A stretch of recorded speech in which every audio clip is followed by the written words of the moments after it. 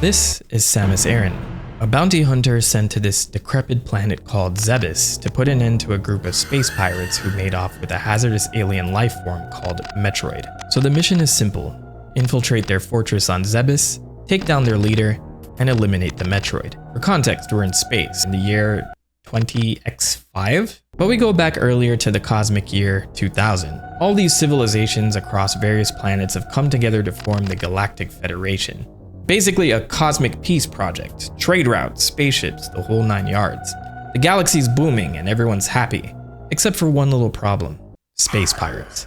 The Federation had to act quickly and form the Galactic Federation Police, but these pirates proved to be too much for them. So they resorted to Plan B: recruit the galaxy's greatest warriors to help, known as space hunters, who were paid handsomely to capture these pirates. This led to the creation of the lucrative profession of space bounty hunting. So we come back to the year 20x5. A research spaceship in deep space managed to get its hands on an unknown protoplasmic life form found on the destroyed planet SR-388. The life form is locked in suspended animation for now, but expose it to beta rays for 24 hours and boom, it multiplies like crazy. They name it Metroid, and with this life form being the prime suspect in wiping out planet SR-388's civilization, the researchers decide it's best to bring it back to Earth for further study. Well, good. It would be terrible if this thing fell into the wrong hands. So the space pirates take the Metroid, and after a desperate search, the Federation police find their headquarters on the planet Zebes. They tried to infiltrate on their own, but as usual, the pirates mopped the floor at them. So now time is of the essence. If the Metroid begins to multiply, it could mean the end of the galactic civilization as they know it. Enter Samus Aran, known across the galaxy as the greatest space hunter, armed with cutting-edge technology and a suit that has the ability to absorb enemy power. That brings us back to this moment where Samus lands on planet Zebes, ready to infiltrate and stop these pirates before the galaxy faces total destruction. Samus debuted in August 1986 in the very first Metroid title, simply named Metroid. Developed for the NES, this was an action platformer that was genre-defining. Samus must search and destroy the high-ranking pirates of the group, Kraid and Ridley, while traversing the cavernous maze-like ecosystem of Zebes. Within the catacombs with these dangerous space pirates are also aggressive local flora and fauna, and with this being a solo mission, the danger here is apparent. Armed with only a short beam at the start of the game, Samus must seek out power items across Zebes, upgrades that provide stronger weaponry to take down these lethal alien life forms. And defeating these two will grant access to the main headquarters of the space pirates, called Torian. With the pathway open, Samus heads inside. Oh shit, what is that? We're too late. Metroids have flooded the headquarters, but luckily they're contained for now. Samus discovers they're vulnerable to ice, and by using the ice beam coupled with a few well-placed rockets, they can be destroyed. With this part of the extermination mission complete, Samus moves deeper into the heart of the fortress. It's time for the final showdown with the space pirates' leader, Mother Brain, a cybernetic brain entity that's one of the most annoying bosses I've ever had the pleasure of fighting. It's all of these damn turrets around it, and after blasting Mother Brain with like 1,000 rockets, it finally goes down, and a time bomb is set to destroy the base. So in this frantic finale of the game, Samus must escape. In the original game, it's not clear who set this bomb, but I'd like to think it was Samus who just wanted to burn the whole damn thing down. The escape is successful, and the mission is accomplished. Peace is finally restored to the galaxy. You gotta love this last message here, by the way. Pray for a true peace in space. Like the narrator doesn't fully believe peace is returned. But assuming the player has beat this game in under 5 hours, you get a special ending where Samus decides it's time to take this suit off and breathe in the fresh space air. Wait a minute. Samus is a woman? What do you mean your name's not Metroid? Oh my god, she's waving at me. Okay, I know this isn't a surprise to anyone, but this is still discussed as a pretty big twist in gaming. Back when there was no internet or social media to spoil it for you. Even in the original manual for the game, they called Samus a he all throughout. So this twist, pretty groundbreaking, right? But who decided on this? How did they make this choice? Let's go back in time to the 80s when Nintendo was flying high after the success of Super Mario Bros. And The Legend of Zelda. This is where unsung Nintendo superstar Gunpei Yokoi comes in to assemble the Metroid squad. I think this guy deserves just as much credit as Shigeru Miyamoto for where Nintendo is today, since he was responsible for producing some of Nintendo's most iconic franchises like Donkey Kong, Wario Land, and Fire Emblem. Unfortunately, he would pass away in a tragic traffic accident in 1997, but his legacy still lives on in a lot of Nintendo products. The game was originally called Space Hunter, the job title of Samus referenced in the game manual. But then they coined Metroid by combining Metro Subway to Android. Popular Japanese studio Intelligent Systems, now known for series like Fire Emblem and Paper Mario, would also jump in to collaborate on this project. Satoru Okada and Masao Yamamoto stepped up to direct, with Okada previously directing titles like Wild Gunman and Duck Hunt. Yamamoto, on the other hand, was a brand new director, his only prior experience at Nintendo being in Game & Watch design. Surprisingly, this was a pretty young and experienced team tasked to make a game this ambitious. A game that focused on non-linear exploration and having the players traverse a map in multiple directions and retrace their steps for upgrades.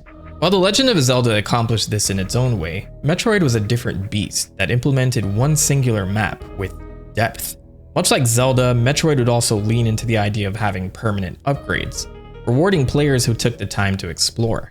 And the concept of the game itself was heavily inspired by Ridley Scott's Alien, implementing the same desperate, claustrophobic, lonely, and horrific emotion from the film. It was developed for a Japanese exclusive peripheral for the Nintendo Entertainment System, or as it's known in Japan, the Famicom.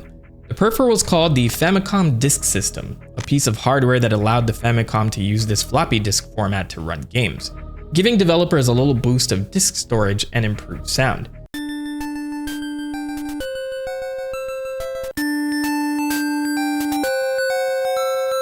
The disk system version of the game also supported save files, but of course, discs come with longer loading times, and every so often the player would have to flip the disc to side B as Samus explores planet Zebes.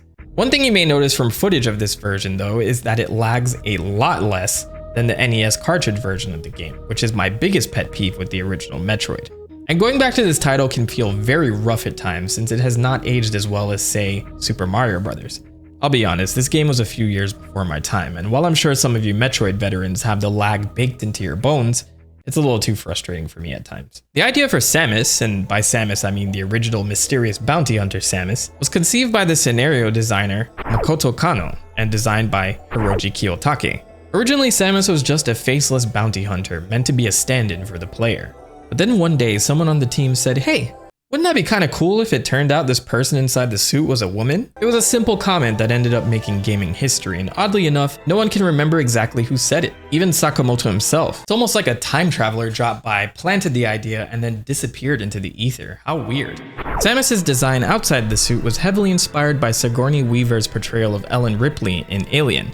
However, later her look would evolve to resemble actress Kim Basinger. It's Bass Singer. Drawing inspiration from her roles in 9.5 Weeks and My Stepmother is an Alien. As for the name Samus, this came from her designer, Hiroji Kiyotake, who was a huge soccer fan, so he would take inspiration from all-star footballer Pelé's real name, Edson Arantes do Nascimento, tweaking it to create Samus Aran.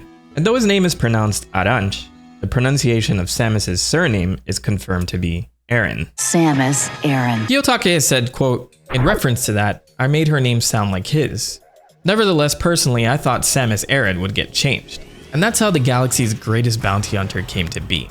But as Samus continued to evolve throughout the series, her backstory would get deeper, more complex, and well, let's just say it wasn't all smooth sailing." Jumping ahead a bit, in 2002, we saw a Metroid revival was happening after just over an 8-year wait since the previous title.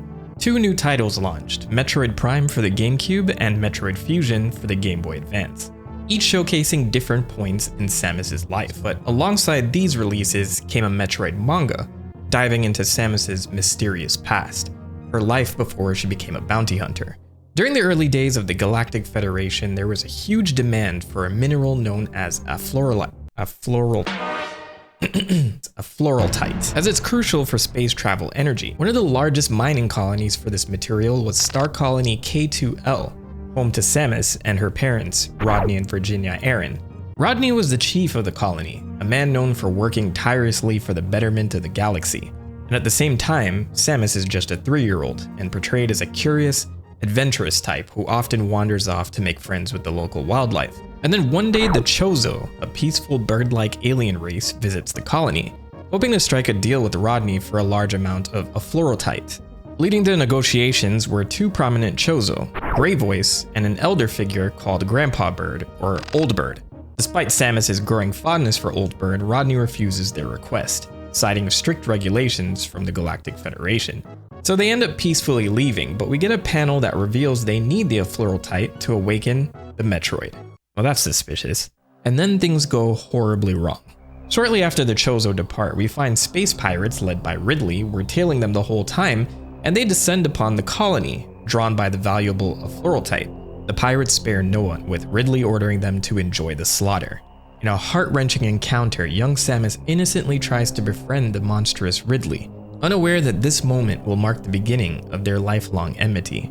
Her mother's desperate screams echo nearby, which serves as a distraction for Samus's escape. But as for her mother, Ridley has no mercy. And this first encounter at Ridley wasn't just a battle for survival. It marked the beginning of a deeply personal feud that would haunt Samus throughout her life.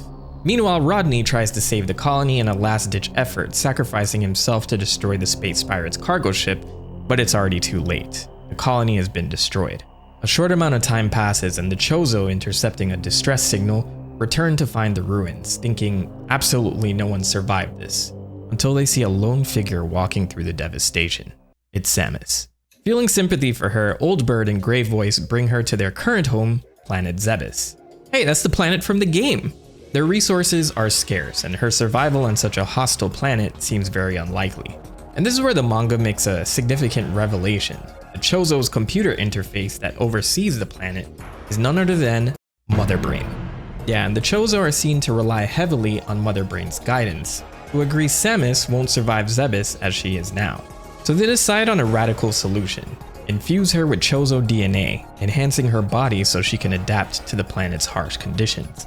11 years later, Samus has grown into a powerful warrior, training in her new power suit, Chozo technology that is exclusive to their race, which explains those mysterious statues from the original game that provide her with power-ups. A connection that wasn't established at that time, but now it makes perfect sense. And under Gray Voice's mentorship, she learns that although the Galactic Federation is thriving, evil forces lurk in the shadows, and she's warned that she must never allow herself to be second to anyone. This upbringing, shaped by the loss and guided by the wisdom of the Chozo, helps Samus become the stoic, self-reliant warrior we know today. And during this time, it's revealed that the Chozo are cultivating Metroids on planet SR-388 as part of a larger plan to keep another, even deadlier parasitic threat in check. And this will have greater implications later in the series. And as Samus matures, the Chozo's reliance on Mother Brain grows. Old Bird, seeing the decline of their species, urges Samus to leave and forge her own path.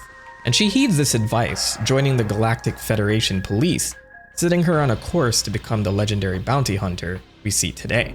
I find it interesting because this manga contains so much foundational lore for the Metroid series, yet it exists in a somewhat nebulous area regarding official canon. Nintendo hasn't officially confirmed that these are the exact events, but these moments from the manga and many other plot points have made their way into the game somehow, shaping Samus's backstory as we know it. Now, there's some overlap here between this manga and an early Nintendo Power comic that was published for Super Metroid, but we'll talk about that once we reach that game. With Samus's origin story now more fleshed out, Nintendo decided it was time to revisit her earliest adventure in a way that incorporated these new details. In 2004, Nintendo would remake the first Metroid game for the Game Boy Advance, entitled Metroid Zero Mission, detailing Samus's first solo mission as a bounty hunter on the planet Zebes.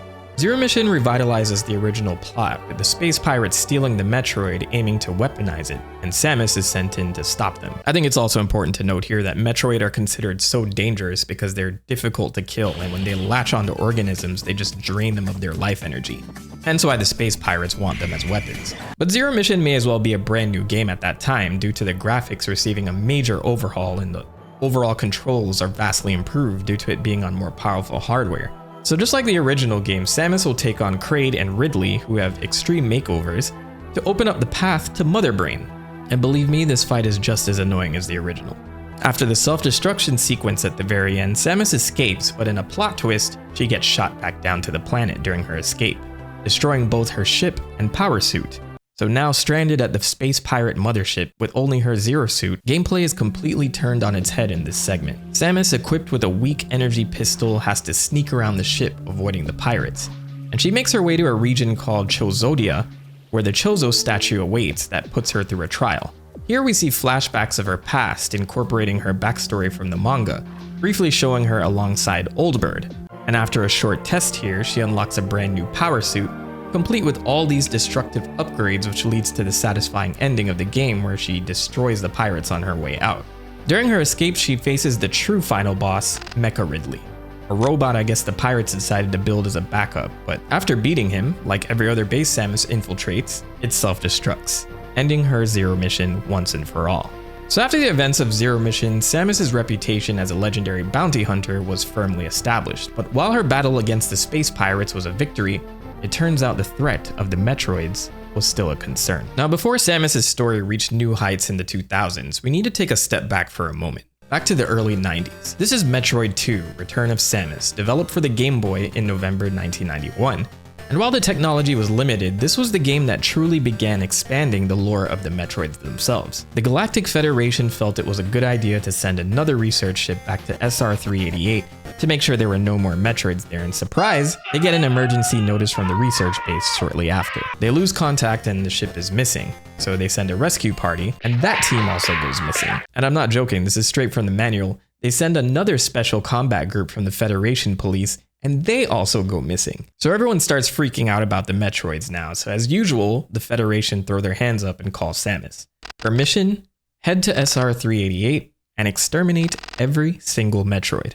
The game even tracks your progress with a Metroid kill counter at the bottom of the screen. And I think there's some irony here considering her eventual backstory that would be depicted in that manga, but let's put a pin on that for a minute. Unlike its predecessor, Metroid 2 takes Samus on a more structured path, where each step forward means eliminating a set number of Metroids before you can unlock the next section of the planet.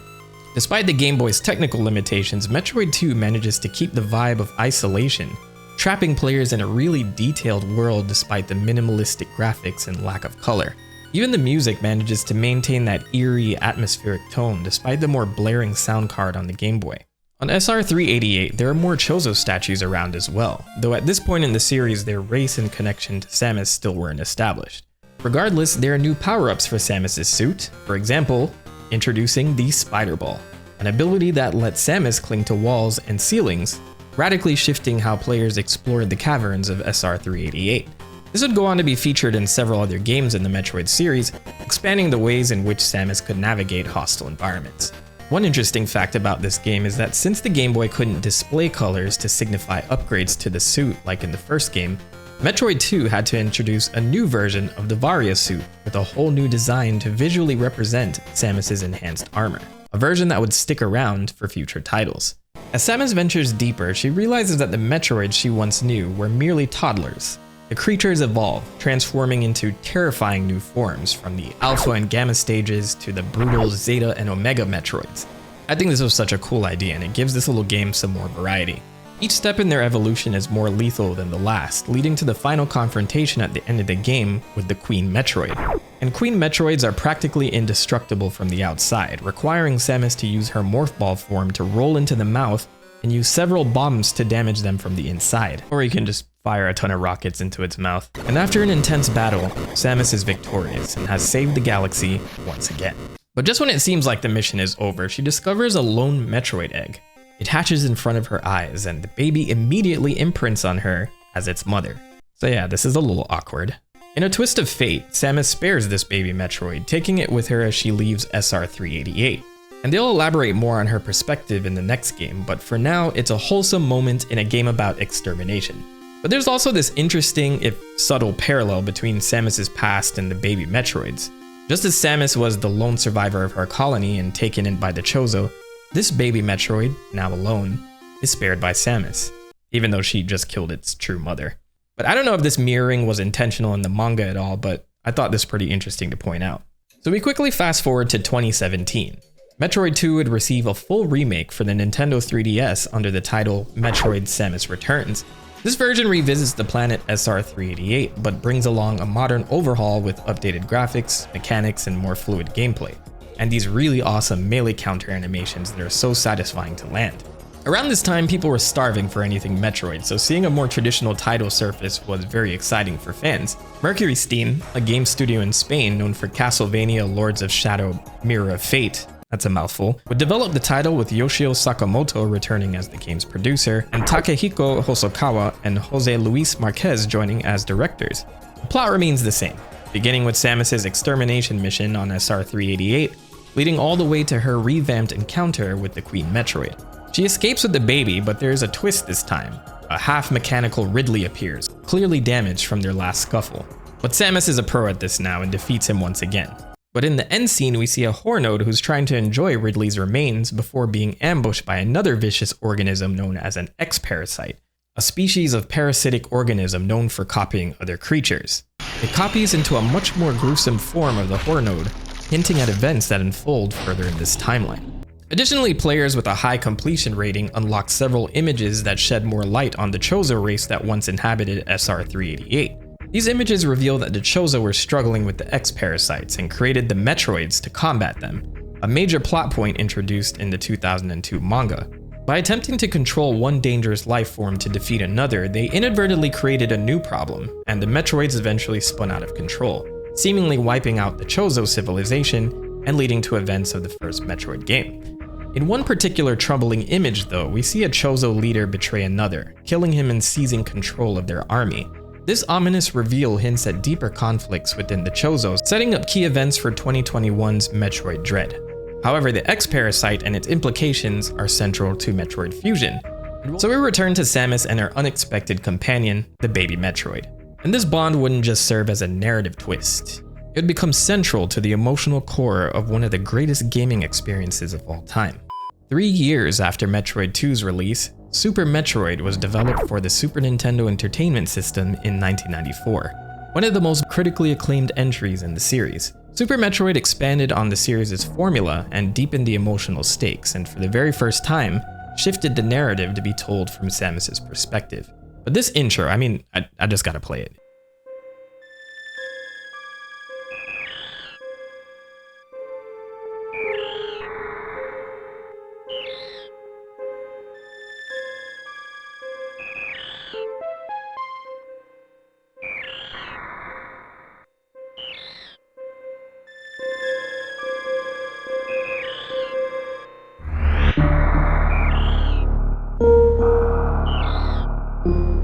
Mwah. This intro just immediately draws you in. It's just so effective at setting the tone here. We then cut to Samus recapping the events of Metroid and Metroid 2, revealing that she delivered the baby Metroid to the Galactic Research Station Ceres, so scientists could learn more about its energy-producing qualities.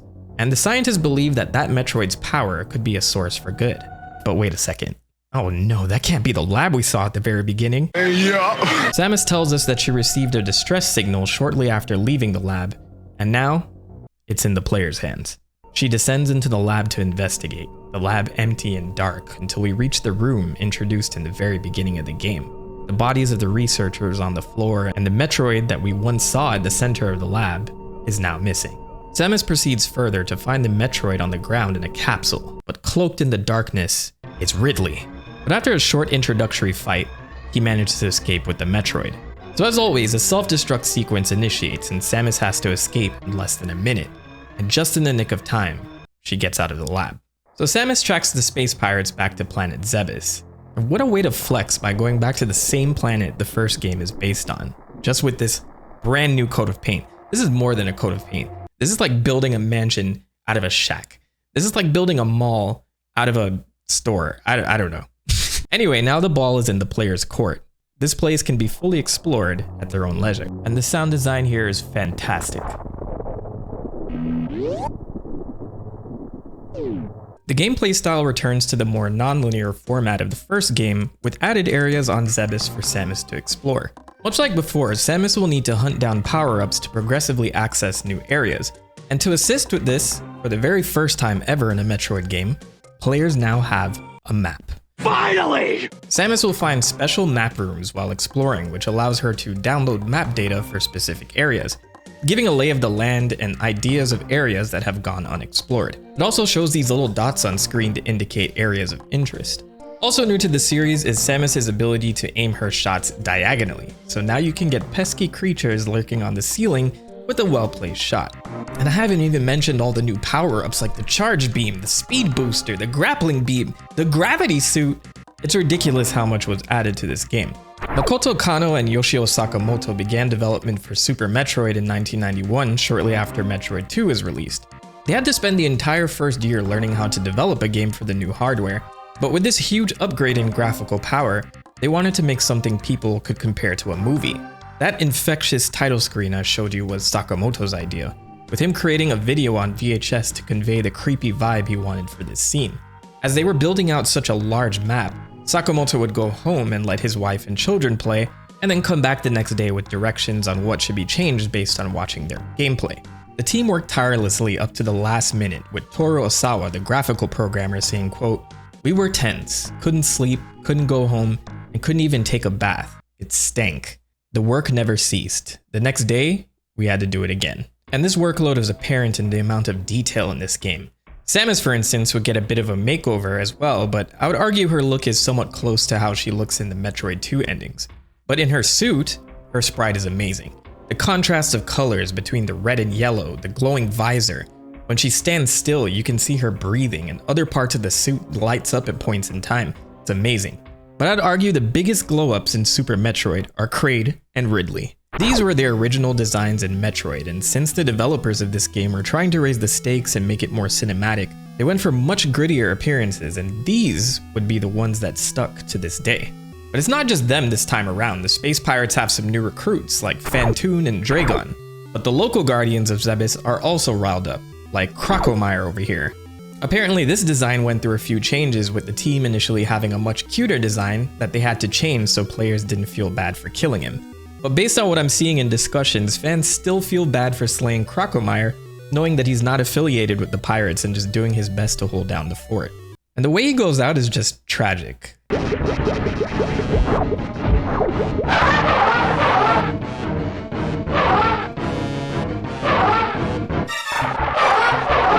Jesus. 1 minute later. Nah man, justice for Crocomire. In this title is where we get the first mention of the Chozo and other hints of lore that we'll see fleshed out in the Metroid manga, with the manual officially naming these statues Chozo statues. The ancient bird people of Zebes are immortalized in the form of several statues scattered across the planet. The manual also reveals for the first time that Metroids were life forms created by an ancient civilization, which would later be revealed as the Chozo. Interestingly enough, one of the earliest glimpses into Samus's backstory came from a 5-issue supplementary comic published in Nintendo Power magazine for Super Metroid back in 1994. While the comic adds some new characters and some inconsistent elements like Galactic Federation characters Chairman Keaton and Chief Hardy, many of these would eventually be incorporated into that Metroid manga series. But its most important contribution would be the introduction of Old Bird and the first mention of Samus's origin on Colony K2L. In this story, Old Bird actually explains how the colony was attacked by space pirates and how he took in an orphan Samus, gave her Chozo DNA to augment her abilities, and provided her with the power suit to become a protector of the galaxy. So I guess it's safe to say that this comic set a lot of this lore in stone. This is my very first Metroid video, but I'm not a stranger to this series, so while I'm familiar with the details of her origins, I'm actually surprised at how scattered and fragmented the details were in the very beginning. So Samus goes around killing the hostile local wildlife and the 4 space pirate commanders, and I'm sure they're dead and never coming back, which like before unlocks the way back to Turian. Well, technically this is a new Turian since Samus blew up the last one. And like the first game, once we enter Turian, we see Metroids have begun to replicate, so Samus must make sure to exterminate every single one before she can proceed. No man, there's a really massive one here and it seems unavoidable. It starts draining the hell out of Samus, bringing her to an inch of her life, but all of a sudden, it stops. And then it starts freaking out. And after a moment, it runs off. How strange. But we have a mission to complete, and Samus proceeds deeper into the headquarters. This room looks awful familiar. Hi. Ah, surprise, surprise, Mother Brain survived. Now, if you remember from the manga section earlier in the video, they reveal that Mother Brain was a Chozo creation, but her relation to the Chozo isn't established in Super Metroid. Most of this is only fleshed out in that manga, which explains that it outgrown its creators and aligned with space pirates to impose its version of order on the galaxy. So while this isn't spelled out in Super Metroid, these details retroactively add a lot of weight to this final encounter. So here we are. Mother Brain has been reconstructed, but Samus knows what to do this time. We just blast her with rockets and the job is done. That was simple. Oh, never mind. Well, it's a good thing we can shoot diagonally now. With Mother Brain becoming this abomination, Samus seems to have met her match, and it looks like it's all over. As Samus is about to fall, the Metroid from earlier swoops in to save her. It's the one she spared, the baby Metroid. And it's more than just a rescue, it's the final act of the bond that they shared. And just like that, in a moment of sacrifice, the baby is gone. Now supercharged and pissed off, Samus doesn't just fight back, she lights up Mother Brain, and this time, she makes sure that it's finally destroyed. Wipe yourself off, man. You dead. And now the time bomb is set, and I'm pretty damn sure Samus set that bomb this time around. This time, it's not just Torian going down, it's everything. And the player could just run all the way back, but along the way, there's a specific room where animals native to Zebes are stuck, and you have the option to blast the wall open so they can escape. This gives a subtle change to your ending that I'll show you in a second. But with everyone evacuated, Samus heads back to her ship and takes off into space once again as planet Zebes is destroyed once and for all, leaving the space pirates to dust. And if you save the animals, very subtle difference in the ending. You'll see somehow they left on some ship in the way distance in the background, so blink and you'll miss it. Anyway, the mission is complete, and like the previous titles, depending on your clear time, the end screen will change.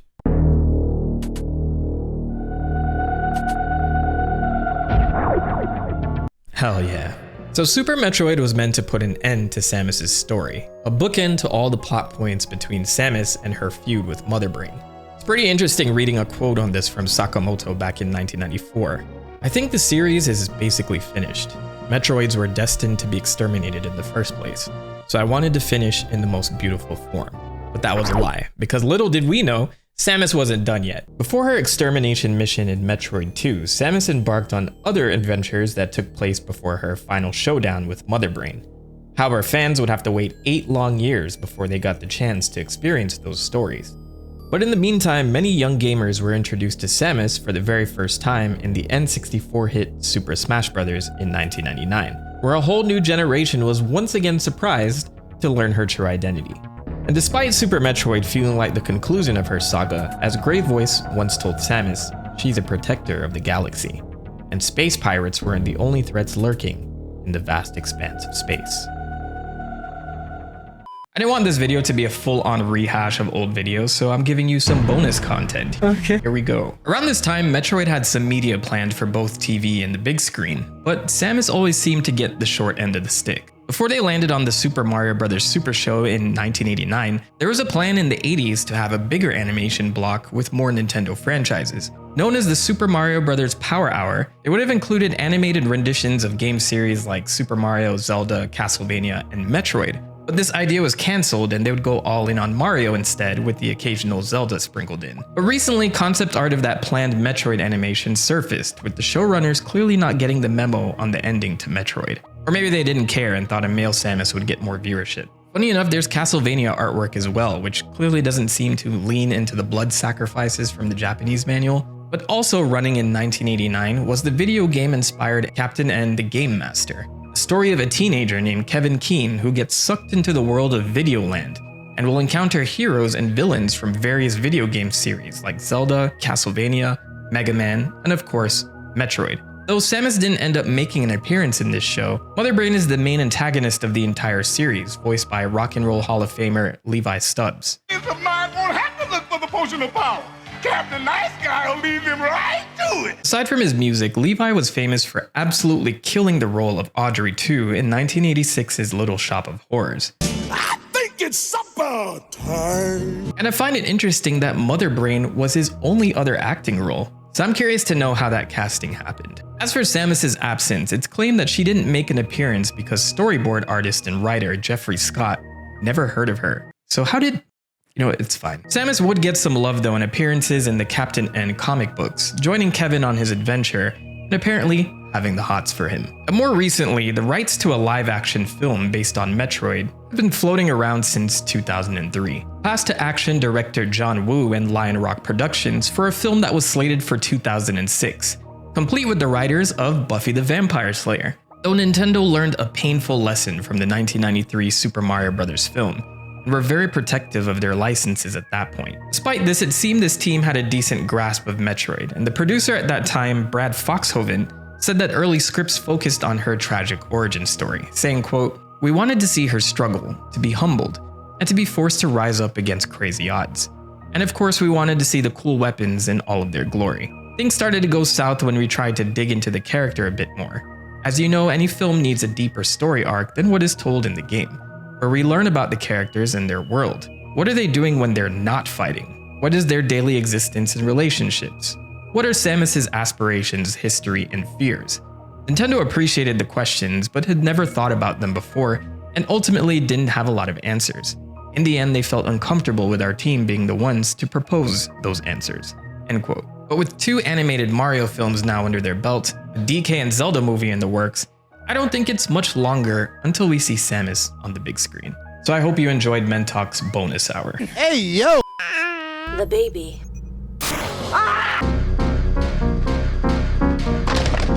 This is Planet Zebes.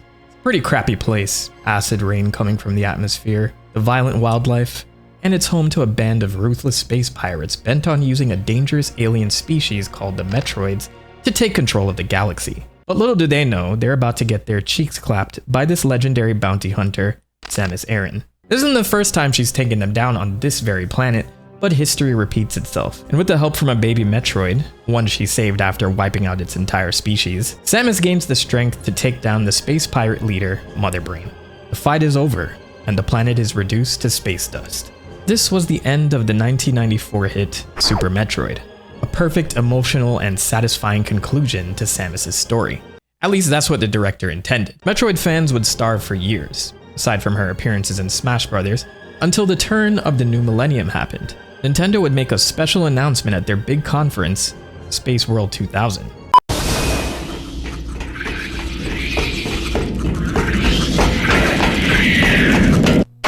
A Metroid game was lined up for their latest console, the Nintendo GameCube. After years of waiting, Samus would return in 3D glory. This time, players would immerse themselves in a first-person perspective, experiencing everything behind her visor. And not just that, Nintendo rewound the clock in the timeline, revealing more about Samus's adventures after her first mission on Zebes. But what no one knew at the time was the absolutely wild development story behind this game. I've covered a lot of dev stories on this channel, but this one definitely takes the cake.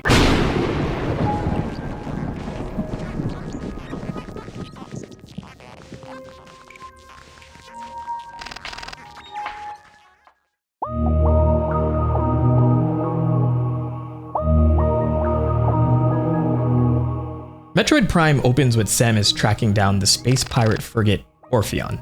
The crew, already decimated, overrun by creatures they were experimenting on. So Samus lands on the frigate, and right from the start, the game introduces players to one of Metroid Prime's core features, scanning. Samus uses her scan visor to uncover lore, enemy weaknesses, and backstory logs as she's journeying through this ship. And this sets up a crucial aspect of the game. Information is power. You'll be scanning everything from enemies to environmental hazards, which builds the sense of exploration the series is known for. The game doesn't spoon feed it to you. You as a player will have to explore and figure things out yourself. As Samus navigates these chaotic halls, she encounters aggressive parasites, the result of failed biological experiments, as well as half-dead space pirates who are probably regretting their life choices. Oh, you bitch, you're still shooting at me? So Samus will go deeper into this frigate, and the gameplay gets you familiar with her initial loadout. You'll start with her iconic abilities like the charge beam, missiles, and the morph ball, but this time it's first person, teaching the player very quickly how to utilize these abilities. And as you're scanning throughout the ship, you'll uncover the pirates' grim secret. They've been conducting biological experiments on dangerous creatures using a mutagen called Phazon. This toxic substance twists and corrupts life forms, making them even more dangerous and volatile. And one of these creatures, the Parasite Queen, awaits Samus at the ship's core, leaving her no choice but to take it down. After a fierce battle, Samus defeats the Parasite Queen, but its fall triggers a catastrophic system failure, putting the frigate on a path to destruction. In a race against time, Samus flees the ship, only to catch sight of a familiar enemy, Ridley. Now known as Meta Ridley, her old foe is revived with cybernetic enhancements after their scuffle on Zebes during the first Metroid game. But there's no time for fighting, he flees, so Samus can only follow his lead. But during her escape, her suit is damaged, giving us a reason to power up her suit all over again during the course of the game. Despite this setback, Samus manages to evacuate and the frigate goes boom. But Samus has her work cut out for her still. There are way too many questions that need answering here. So she hops into her ship and chases down Ridley, bringing her to the planet Talon 4.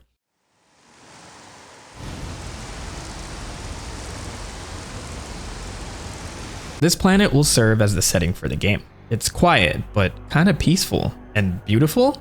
It's a very stark contrast to the harsh, eerie world of Zebes. This feels different, and I wouldn't be surprised if the developers had intentionally made it this way.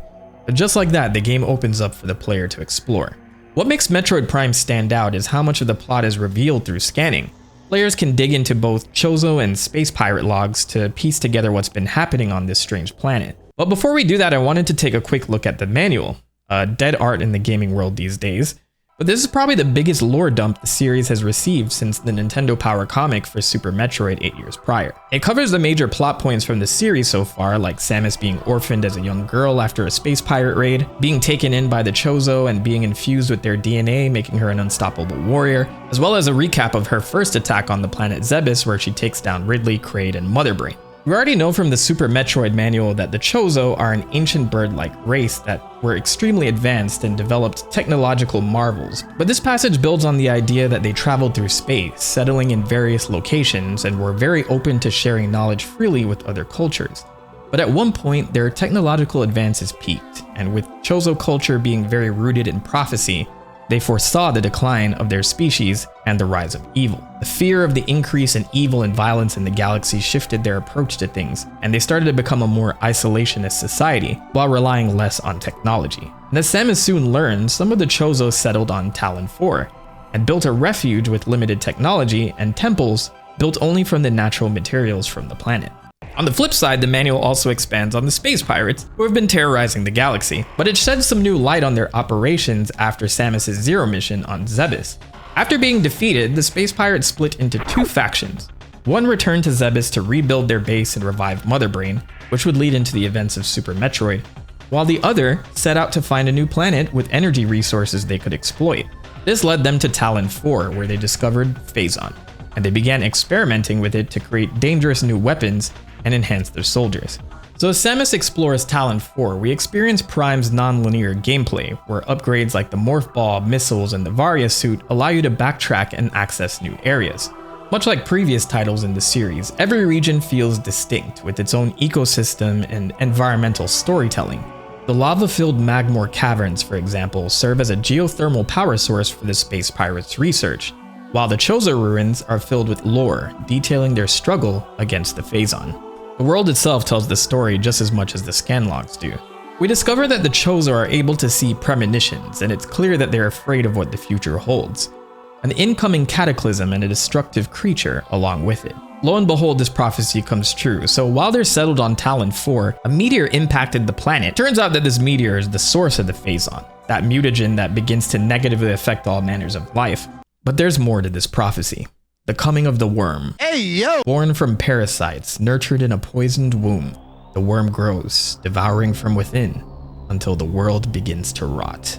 So the Chozo take it upon themselves to try and stop the Phazon, but can only contain the source at the impact site. At that point, all they could do was trust the prophecy. A woman in one of their suits would one day come to stop it. So using 12 Chozo artifacts, the Chozo managed to create a containment field, seal the meteor's energy at the impact site, and then scatter the artifacts across the planet. But still, their civilization succumbs to the Phazon 50 years before present day. Damn! Samus' journey brings her to the Phendrana Drifts, another Chozo ruin that's been repurposed into a space pirate research lab. And that's when this nightmare becomes real. Metroids were brought here. And not just that, they're being augmented by Phazon by the space pirates, who hope to create dangerous biological weapons of war. There are even logs here where the space pirates discuss using their own young as experiments for the Phazon. Over and over, we see that their tests with Phazon give the subjects a boost in power, but still they all succumb to the same aggressive, uncontrollable nature. Seemingly, the space pirates hope to be able to control these experiments before everything went to shit. So now that we know Metroids are involved, the stakes of this little trip have been raised, and Samus travels to the planet repairing and upgrading her suit with the arsenal the Chozo have left behind. But her mission is becoming clearer. 1. Stop the space pirates and their experiments. 2. Find and take down Meta Ridley. And 3. Eliminate the source of the Phazon. So this is definitely a lot for one bounty hunter. So while she prepares herself, let's talk about how this game came to be. Because this one indeed turned the Metroid formula on its head, but the way that this development story goes, I'm surprised this game even existed in the first place. After the release of Super Metroid in 1994, the Metroid series was on hiatus. Super Metroid was intended to be the finale. Nintendo's next console was the Nintendo 64, and the plan was originally to develop a Metroid game for that console, with Mario and Zelda creator Shigeru Miyamoto planning to be the producer. Unfortunately, they struggled to come up with ideas for how this would work. Yoshio Sakamoto, the director for Super Metroid, tried his hand at coming up with a Metroid 64, but has said in the interview he couldn't imagine how the N64 controller could be used to control Samus. And I don't blame him, I still don't understand how we were okay with this controller. This led Nintendo to try their hand at outsourcing the development for a new Metroid title for their next console, the Nintendo GameCube. Enter Retro Studios, a game studio from America. Yes, established in 1998 in Austin, Texas, Retro Studios was founded by Jeff Spangenberg, an experienced programmer and producer at this point in time, and founder of Iguana Entertainment, the company responsible for hits like Turok Dinosaur Hunter and the console versions of NBA Jam. In 1995, Iguana was acquired by Acclaim, and 3 years later, they fired Jeff, which led to him responding with a lawsuit for breach of contract, to which they settled for an undisclosed amount. So at this stage, Jeff is a very wealthy man, and he goes on to establish Retro Studios in his own home. He'd run to Nintendo of America to secure a partnership and funding, and managed to secure that deal to create games for a more mature demographic to appeal to Western audiences once they launched the Nintendo GameCube. The studio grew rapidly, growing to have about 200 employees, fueled by Nintendo's generous investments. But despite this growth, the work environment has been documented as chaotic, and Nintendo started to become more attentive about what was going on behind closed doors. So now at this point, their executives had a large say in their work, unhappy with the early demos they had seen from Retro Studios. But at that time, Retro was working on 4 absolute bangers for the GameCube, like Metaforce, Car Combat, NFL Retro Football, and Raven Blade. I'm just kidding, these were all cancelled. Miyamoto and other members of Nintendo Japan visited Retro Studios to take a look at their work, and his response? Disappointed. So basically what happened on their first visit, it was a bloodbath. A Retro employee recalls, they hated everything that we were doing. We weren't developing games in their philosophy. It was a huge cold splash of water in the face. But Miyamoto did like something, Metaforce, with him feeling impressed with the first-person shooter engine they developed for it. He wanted them to take on the next Metroid game using that system. So Miyamoto granted them the license to the Metroid franchise, and it was off to the races. But the development story doesn't end there, because this would be a rocky adventure for Retro Studios. Jeff Spangenberg has been reported to have arrived in the parking lot in his new Ferrari a few months after Nintendo Japan's visit, and he would lay off half his employees during the development of Metroid Prime, with the 4 other games they're originally developing all being cancelled. So the mood at the studio was tense, with some of the developers focused more on their resumes than the game itself. My guy Jeff here is an interesting character. His employees would say that they were lucky to see him once every year in the office, and he is reported to have some interesting extracurricular activities, like running a website called Sinful Summer that had pictures of the pool parties at his house, complete with strippers and scantily clad women. And get this, he was using Retro's servers to host this site. So believe it or not, Nintendo wasn't the biggest fan of Jeff either, and ended up buying his stake to become the majority shareholder and quickly ousted him, replacing him with Steve Barcia, the vice president of development at that time. And this is how Retro Studios became a first-party Nintendo studio. So after all the chaos and destruction, all that was left was a really talented skeleton crew that put in insane amounts of work into Metroid Prime, taking 6 months to develop the very first level that Nintendo approved, and then they had less than a year to finish the game. Nintendo assisted in-house by creating the music and helping with overall design, communicating with Retro through emails and telephone conferences. They initially developed this title as a third-person shooter, but Miyamoto would suggest committing to first-person all the way through to make shooting more intuitive. The director of Metroid Prime, Mark Pacini, supported this decision, but unlike most first-person shooters at that time, he wanted to place heavy focus on exploration with this title, saving the challenging combat for boss encounters so the player could explore in peace.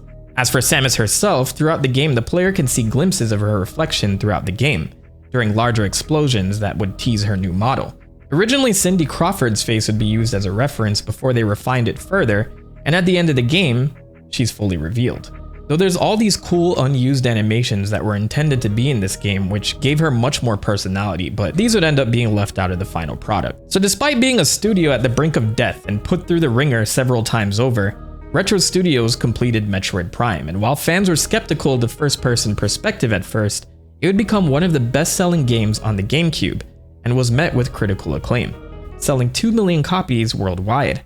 As for our guy Jeff here, he would go on to create top-heavy studios and developed the Guy game, which seems much more up his alley, but the story doesn't even end there. The game would get slapped with a lawsuit because it featured an underage woman. Jeff was never seen in the industry again. So Samus finds the Phazon mines where the space pirates have been salvaging Phazon for their experiments. The difficulty spike at this part is no joke, by the way. Within their research logs, we'll learn that they discovered the worm creature that the Chozo prophesized. It has the ability to stomach limitless amounts of Phazon without consequence. We'll find out later that this creature is the Metroid Prime, but more on that thing later. So with these capabilities, the space pirates have taken a huge interest in how to find it and control it. And then there's the boss of the stage, the Omega Pirate. Despite still being aggressive, these pirates are no longer themselves.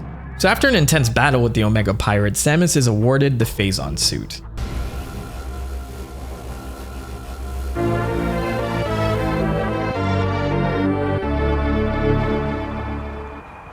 And to finish this mission, she seeks out the Chozo artifacts hidden across the planet to confront the source of the Phazon directly. And with all 12 Chozo artifacts in her possession, she heads to the impact site to find Meta Ridley, just waiting here to ruin her day. But that's convenient for us because we needed to kill him anyway. With Meta Ridley defeated, Samus now has only one thing left to do: confront the ultimate horror lurking beneath the surface of Talon 4. Samus will enter the impact site to discover the Metroid Prime. It's time for the final scrap. Oh yeah, so while they go at it, there's this little elephant in the room. What is that? Is it actually a Metroid? Confusion around this topic originates when Retro Studios was writing this story back in 2000, based off of the loose lore that existed for Metroid at that time, which would leave them open to some inconsistencies. In the original North American release of this game, the creature arrived on Talon 4 within the meteor and was given the name Metroid Prime by the space pirates, who successfully managed to infiltrate this impact site and add weapons and other enhancements to the creature. So this version of events implies that the Chozo built this force field to contain both the impact site and this creature that was believed to have come from a different planet. But later on, Nintendo and Retro would say, hey, if Samus is going around collecting Chozo artifacts to get into the crater that was already infiltrated by space pirates, maybe that doesn't make too much sense. Yeah, and maybe it makes more sense that she's the only one who can enter the impact site because the Chozo set it up that way, knowing that she'd one day arrive to do so. Also, if the Metroids were created by the Chozo for a specific purpose on SR-388, how the hell would a Metroid have gotten into this meteor and engorged itself on all this Phazon? So due to all of these questions, Nintendo and Retro Studios refined the lore later on, clarifying certain inconsistencies in later versions of the game. This would include many of the Chozo and space pirate logs that you read within the game. So the definitive running story right now is when the space pirates brought Metroids to Talon 4 for Phazon experimentation, some of them escaped containment and one found its way into the impact crater, feeding off of Phazon to become the Metroid Prime. This updated lore also clarifies that while interested in getting into that crater to take advantage of the Metroid Prime, the space pirates are unable to access it. So in the end, while Metroid Prime is now officially considered a Phazon mutated Metroid, some elements of its origin remain open to some interpretation. But give me your best theories on this. So Samus's fight with the Metroid Prime is long and challenging, with it taking on two forms, the exoskeleton form and what's known as the core form, but after enough blasting it finally goes down. But in its last moments, it manages to absorb Samus's Phazon suit, ripping it from her power suit before it explodes along with the crater itself as Samus flees to her ship. So as the game ends, we get a shot of her face for the first time in 3D. With her mission complete, she finally leaves Talon 4. But if you went out of your way to collect all the items, you find out that this saga is far from over. So after the Metroid Prime absorbs Samus's Phazon suit, we see an arm emerging from the impact crater with the last shot of a human eye. So as I mentioned before, Metroid Prime was pretty successful, while the team at Retro Studios were physically and mentally exhausted by the time launch came around. But hey, the game's selling well, so the higher-ups decided to implement a program for employees to collect royalties, with a group of managers and employees spending days determining who would get what and trying their best to be fair with how the royalties were distributed. Everyone was happy. But the new CEO, Steve Barcia, would just come in one day and change all the numbers, with 7 or 8 people making the most and the others getting total shit compensation. According to the employees at Retro, they told Polygon that an accountant leaked the whole royalties spreadsheet to the entire company, and everyone found out who was making what. In response, all employees were sent home early that day, and the information was scrubbed from their computers, all while gamers were enjoying every last bit of their hard work.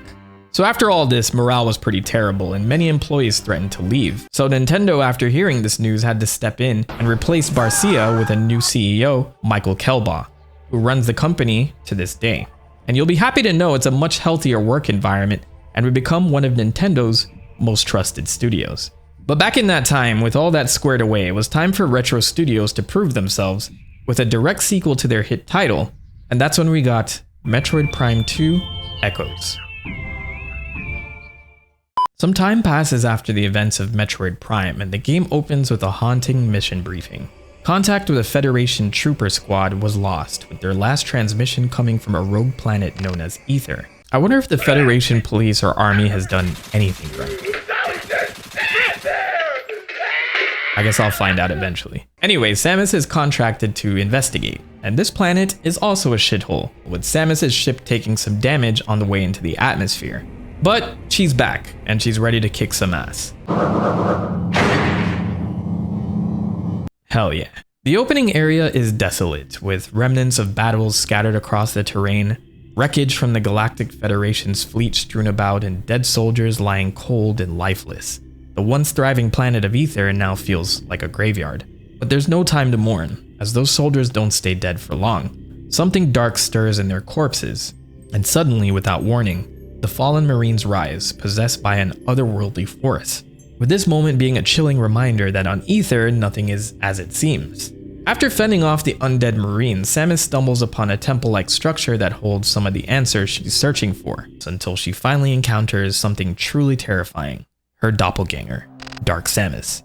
This is what spawned after the defeat of Metroid Prime. So Samus goes after Dark Samus in the portal and is thrust into this alternate dimension known as Dark Ether. The planet of Ether is revealed to be split into 2 different dimensions, and switching between the 2 will be the setting for the player in Metroid Prime 2. And some creatures called Ing pull up and strip her of all her power-ups and throw her ass back through the portal. It's not a Metroid game unless we have an excuse to have Samus start with nothing. So the stage is set. Samus must go on another journey to recover her power, face off with the Ing and Dark Samus, and uncover the mysteries of Ether. And sure, they could have just gone back and repurposed everything from the first game, but they decided, nah, we're gonna make a fresh one. With Retro wanting to move away from the usual plot of the space pirates and Metroids and use the theme of the conflict between good and evil instead, hence all the parallels found within the game. So to take it a step further, they would consult with the producers of The Legend of Zelda: A Link to the Past, known for having 2 versions of Hyrule. Returning to compose the soundtrack was Kenji Yamamoto, who I've failed to mention after all this time, but just know he was the one responsible for the bangers heard throughout Super Metroid and Metroid Prime, and has been the prime supervisor for sound in many of Metroid titles up to this day, except Other M. But Yamamoto would use the light and dark theme to create variations of each track to represent both versions of each realm. Dark Samus would be chosen as the game's main antagonist, a character that was on equal footing as Samus in size compared to all the other massive monsters and space pirates she normally took on. And in a sense, that choice made Dark Samus even more unnerving. They would draw inspiration from the end section of Metroid Zero Mission, the remake to the original Metroid game released on the Game Boy Advance in 2004. In one of the final sections, Samus must travel to a Chozo ruin on Zebes and looks into a mirror before being given a trial that unlocks a brand new power suit. Retro Studios would take this interaction a step further and introduce Dark Samus after thinking fighting herself was cool. This sequel was an ambitious one, with the new Retro president saying that he and the team wanted to expand it as much as they could instead of just slamming out a sequel. But the deadline was tight, set for a 2004 holiday release. As a result, Echoes would only be around 30% complete 3 months before that deadline, just to put the crunch in perspective here. So many features had to get the cut, including a potentially unlockable extra of a playable Super Metroid. But once again, Retro Studios beat the odds and got out a completed game in November 2004. So let's get back to Samus, stripped of her power and humbled by the Ing. But as she explores Ether, she meets Umos. Or is it Umos?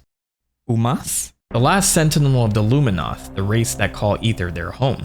They've been at war with the Ing for decades, and these dark creatures spawned after a meteor struck Ether 50 years ago, creating this dark alternate realm along with it. If this sounds familiar, we'll find out that this was another Phazon meteor. So Umos tasked Samus with finding all the light of Ether the Ing have taken from the planet, or else they're fucked. There are 3 pieces of the light of Ether Samus will have to retrieve from each region on the planet: Aegon Wastes, Torvis Bog, and Sanctuary Fortress. The gameplay takes full advantage of the contrast between these 2 worlds, requiring Samus to gather upgrades and navigate the labyrinth structure of each temple while dealing with the constant threat of the Ing. Despite the focus less on the space pirates this time around, they're also present on planet Ether, still trying to move forward with their Phazon-related project. As Samus retrieves each piece of the light of Ether, the stakes continue to rise. She'll occasionally encounter Dark Samus, who grows more powerful with each clash, becoming an ever-present threat in her mission to save Ether.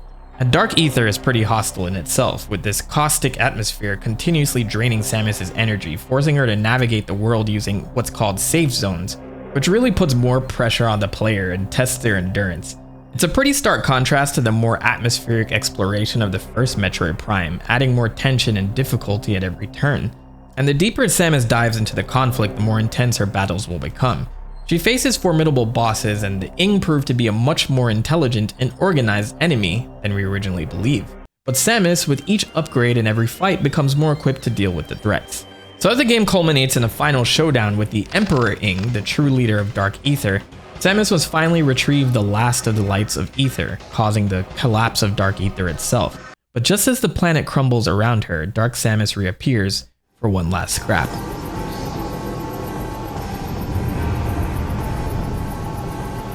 Hell yeah.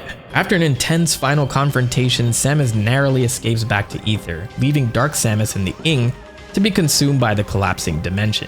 And I think this last little cutscene with the Ing tried to make you feel somewhat bad for them.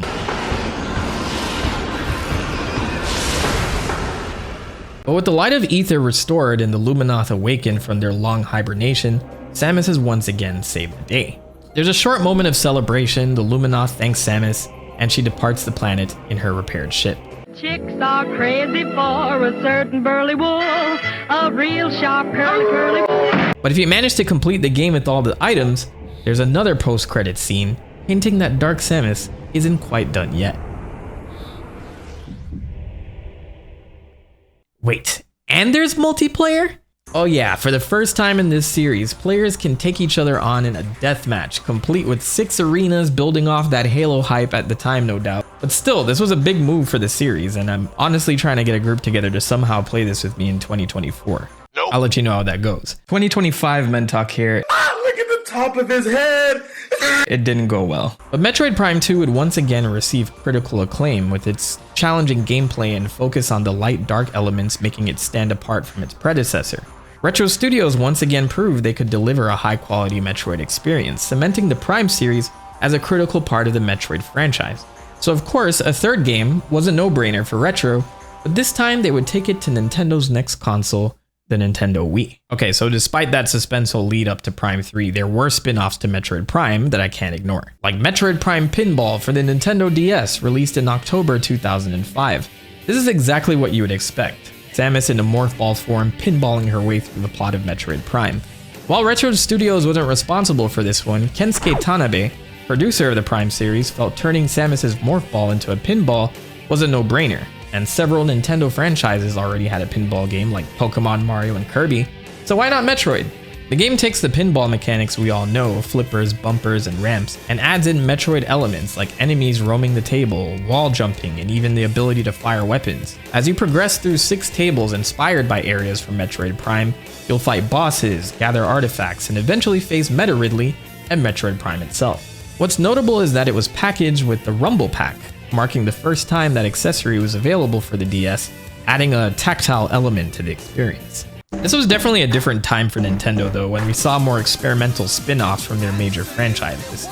Speaking of spin-offs, Metroid Prime would get a spin-off more faithful to its gameplay style. Metroid Prime Hunters for the Nintendo DS, released in 2006.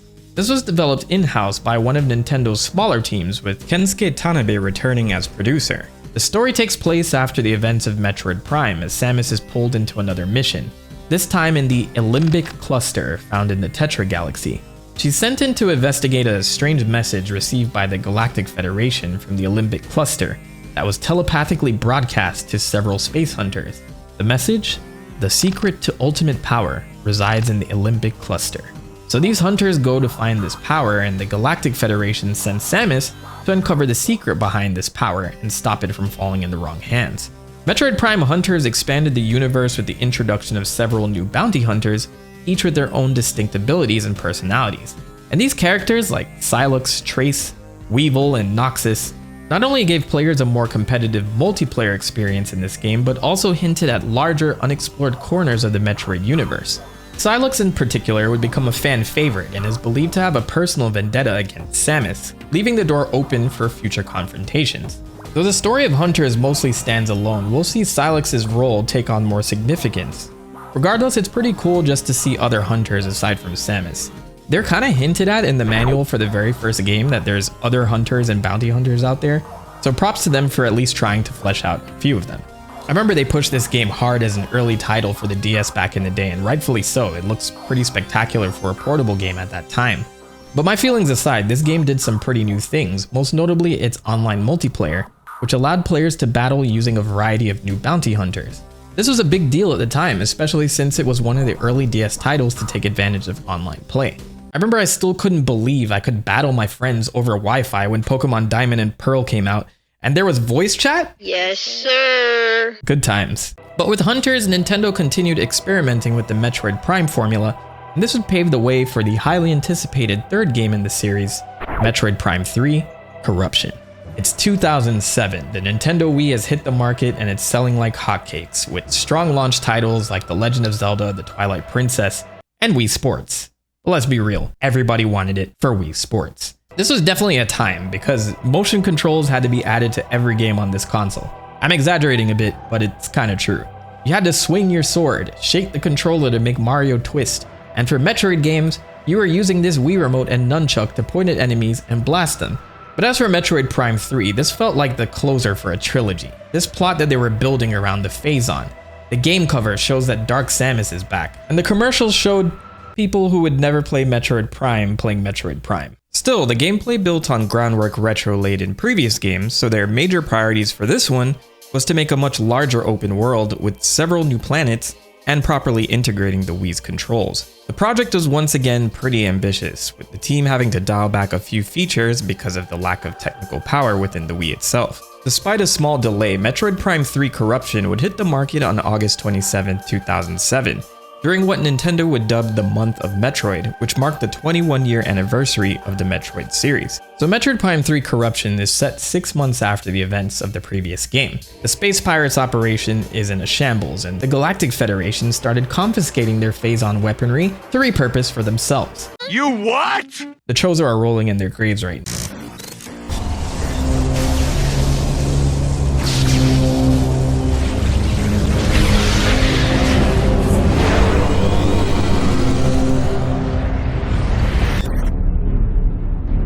The game opens with Fleet Admiral Castor Dane of the Galactic Federation fleet requesting a meeting with Samus and a few other bounty hunters named Rundus, Gore, and Gandrada. Don't get too comfortable with these people.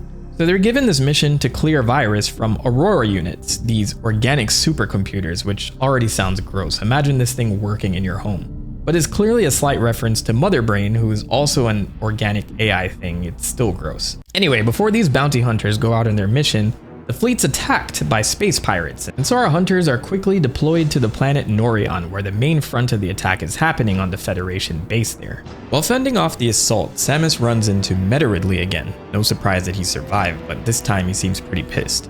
They have this epic fight while endlessly plummeting down this shaft. It's awesome. Rundus saves Samus during her fall with his cool ice powers as Meta-Ridley continues to careen down this endless pit, so I'm sure he's dead now. Samus learns some distressing but familiar news. A meteor will soon impact Norion, but not just any meteor, a Phazon meteor that's now referred to as Leviathan seeds. And this doesn't seem like a coincidence anymore, it seems almost intentional. Because of this, their priorities shift, so Samus and the other hunters must race to get the base's defense systems up to prepare for impact. But in the scramble to stop it, Dark Samus returns, blasting everyone with a phazon beam and leaving Samus in a month-long coma. But in her last conscious moment, she saves the day by activating the defense system, destroying the meteor. Clutch. 1 month later, Samus wakes up to some grim news. She's been corrupted by phazon, which her body is now producing internally. And to add insult to injury, the other bounty hunters have gone missing, also corrupted by phazon. So her new mission? Find them. And the Leviathan seeds that they were tracking across multiple planets need to be destroyed. And this isn't just cleanup duty. Dark Samus is behind this, with each Leviathan seed being a living organism, designed to corrupt entire planets with phazon to bring them under its control, making this a very dangerous threat to the galaxy. Though there's a small silver lining here, the Federation gears Samus up with the phazon enhancement device on her suit. She can now use that phazon energy to her benefit. This time around, there's multiple planets to explore, the first being Brio. Like Talon 4 and Aether, these planets are being corrupted by the Leviathan seeds, destined to die by the hands of the phazon. Deep within Brio, Samus finds Rundus, his mind fully overtaken by phazon and Dark Samus. In a tragic twist, she has no choice but to put him down.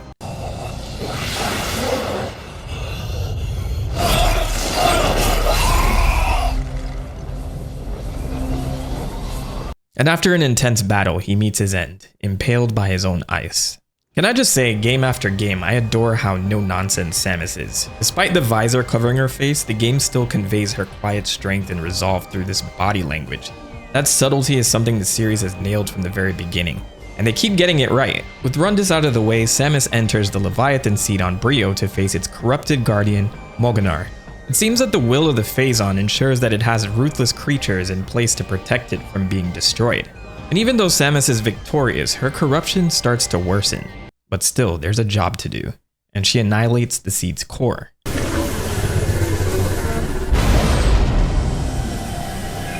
On to the next one. Her next stop is Elysia, where Gore has gone missing. And seeing what went down on Brio, it's pretty clear what awaits Samus here. And Elysia itself is fascinating. A violent gas planet with a city called Skytown, built 1500 years ago by the Chozo as a deep space research facility. I'll note that this is one of the great things about the Metroid Prime series. We see various planets that exist in the Metroid universe, and through exploration, we learn about their civilization and extinct ones too. These games carry the same sense of isolation while making these planets feel alive or previously lived on, and ruins, temples, and lore to give background on what life is like on these planets. It's not a requirement to read up on this stuff, but it still gives this amazing world building that leaves you wanting more. But Elysia is a mess though, thanks to the Leviathan seed and a space pirate attack that corrupted both the Elysians and their Aurora unit. So when Samus arrives, everyone is too far gone. But she manages to cure the Aurora unit of its corruption, but Gore, now controlled by the phazon, confronts her. Samus must once again put an end to another one of her bounty hunter comrades.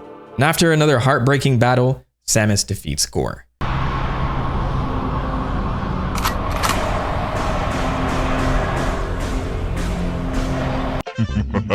And as usual, Dark Samus shows up to collect. But the show must go on, so she heads into the Leviathan seed to destroy its guardian, Helios, before wiping out the seed itself.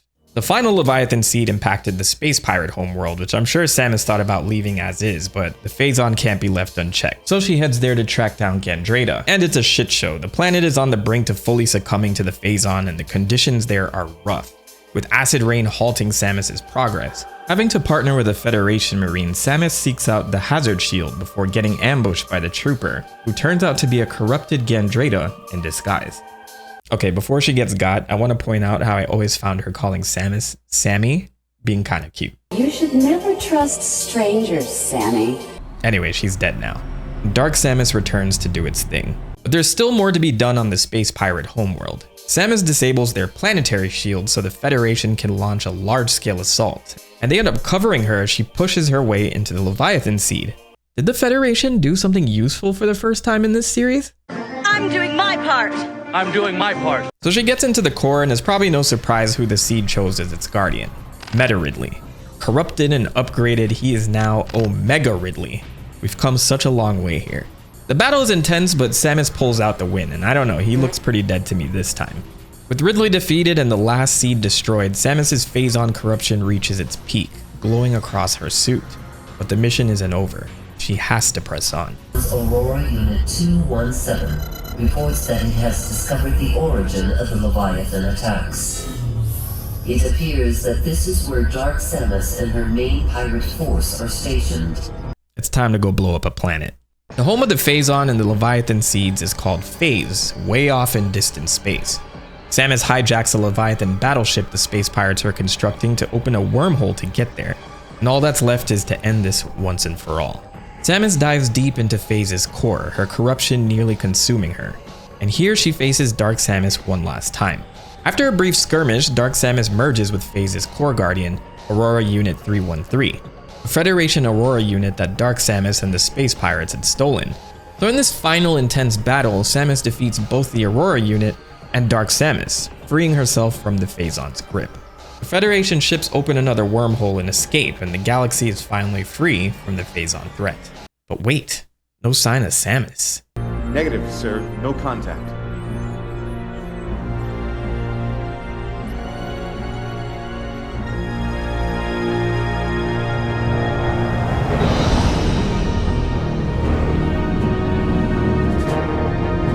Hell yeah. And in a rare moment of quiet, Samus takes a second to mourn her fallen bounty hunter comrades. You've earned that break, Samus. The war is over. But just as the credits roll, we get one last tease. As Samus departs, her ship is being followed by a mysterious ship.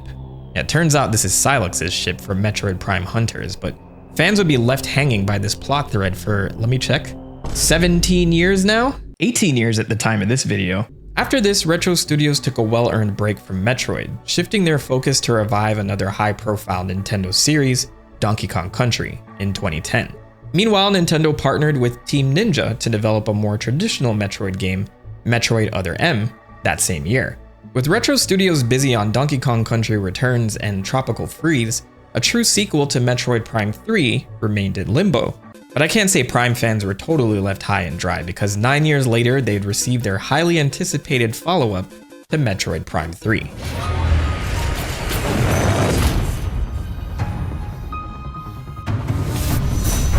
Metroid Federation Force for the 3DS. This wasn't it. At E3 2015, fans were rightfully upset. It'd been 8 years since the last Metroid Prime game, and 5 years since the last Metroid title overall.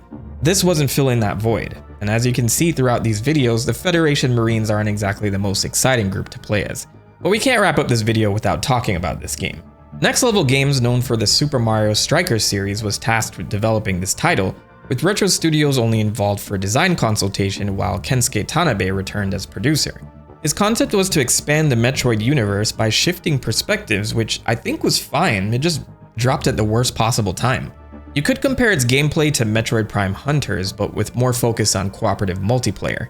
The Federation Force is a squad of up to 4 customizable Marines, each with their own weapons and specialty to fight space pirate scum. And honestly, the idea doesn't seem terrible.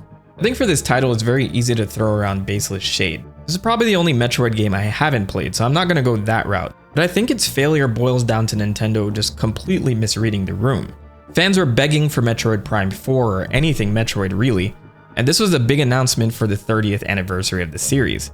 So there's no surprise that it was met with disappointment. Nintendo was clearly embarrassed by the response too, as this game didn't show up at E3 the following year, and its sales were abysmal. Thankfully, Samus returned in 2017 with the 3DS remake of Metroid 2, Metroid Samus Returns. I mean, look at the subtitle, they knew. Sure, it's a reference to the original Metroid 2 Return of Samus title, but this time, the meaning was twofold. And honestly, I believe if these two games were announced together, the reaction for Federation Force probably would have been completely different. Federation Force is set after Metroid Prime 3, focusing on the Galactic Federation trying to finish off the space pirate threat. You play as this elite unit known as the Federation Force that's utilizing these cutting-edge mechs, traveling to the Bermuda system to investigate pirate activity. But to add salt to the wound, Samus is actually in this game, out there in the background running her own mission to gather intel on a space pirate superweapon called the Doomseye. But suddenly they lose contact with her, so the Federation Force has to infiltrate the Doomseye, where they find out that Samus was captured, brainwashed, and gigantified. Yeah, this plot's a little wild. So their mission is to fight Samus, defeat her, and then destroy the Doomseye. And remember that cliffhanger about Sylux at the end of Prime 3? Still unresolved. In the post-credit scene of this game, it's revealed that the Federation force took a Metroid egg from the space pirates. Naturally, that egg gets stolen again, this time by Sylux, who forces the egg to hatch. This moment is where the Prime series leaves off, but Metroid fans are resilient. After the Federation Force controversy in 2016, Nintendo almost seemed to apologize with the 2017 release of Metroid Samus Returns. But during this special Nintendo Direct that same year, cheers were heard around the world.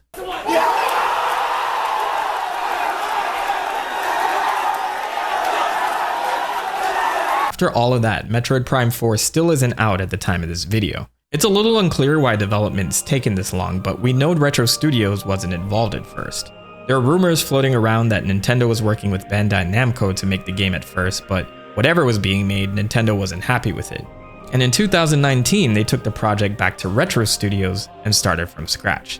Regardless, I'm hoping we get the full development story on this game after it's finally released, and I'll be here to follow up and report it for you. Luckily, last summer, we finally saw some gameplay and the subtitle was given, Metroid Prime 4 Beyond, with Retro Studios finally making their return as developers. In this trailer, it's clear Sylux will be involved, most likely as a primary antagonist, but many questions remain. How will that baby Metroid come into play? Is this truly the last we'll see of Dark Samus? And assuming this is set after Metroid Prime 3, how will Ridley revive from corrupted space pirate guts to account for his appearance in Metroid Samus Returns further down the timeline? And finally, what the hell is Sylux after? So it's been a year since I recorded this segment, but we now have a release date for Metroid Prime 4 Beyond, which is December 4th, 2025. As of this video, that's in a couple of weeks. We're given more trailers and more gameplay, but it looks like Retro Studios is playing it safe and keeping this very much core Metroid Prime. But we now know that Samus can use psychic powers, and she'll also be able to use a motorcycle to get from point A to point B, and it's also compatible for the Nintendo Switch 2, which allows you to use the Joy-Con as a mouse, which will make targeting much smoother, I think. So pretty cool features. Regardless, I'll be purchasing this game and I can't wait to talk about it. But next up on the Metroid Marathon, we'll dive into the games that challenge a more seasoned Samus, where the threats become more personal and the stakes higher than ever.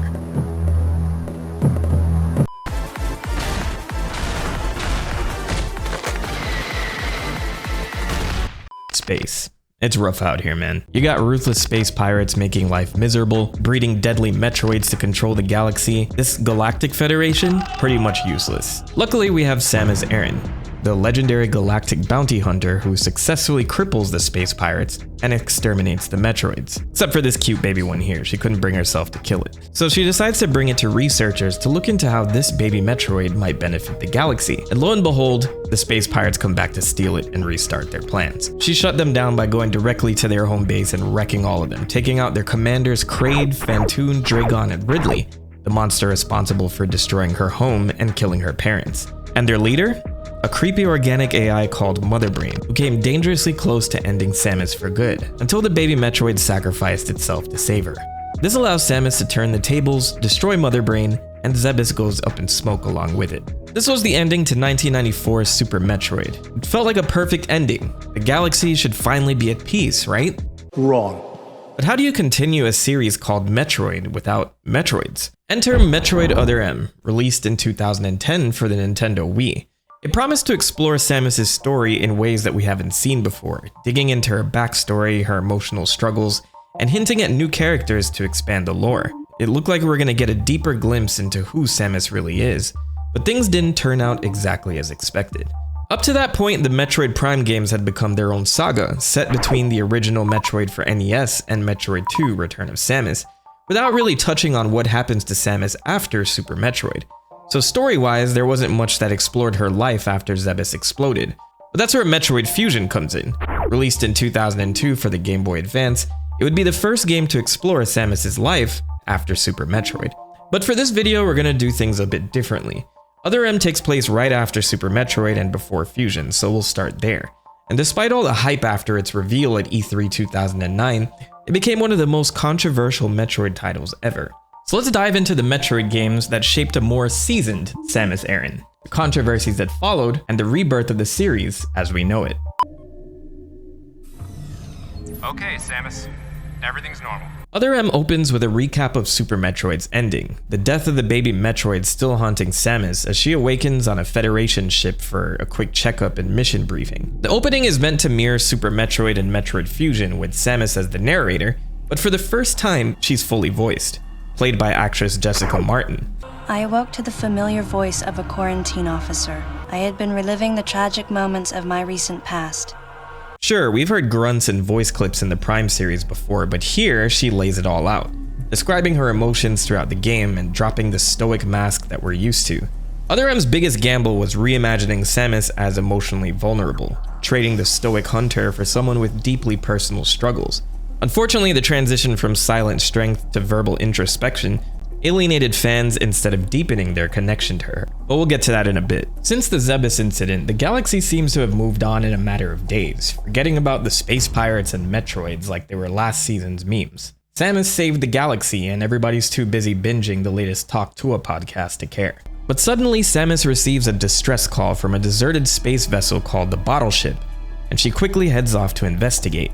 But it turns out this ship isn't so deserted. The Galactic Federation's 7th Platoon is present, where Samus reunites with some of her old buddies from her time in the military.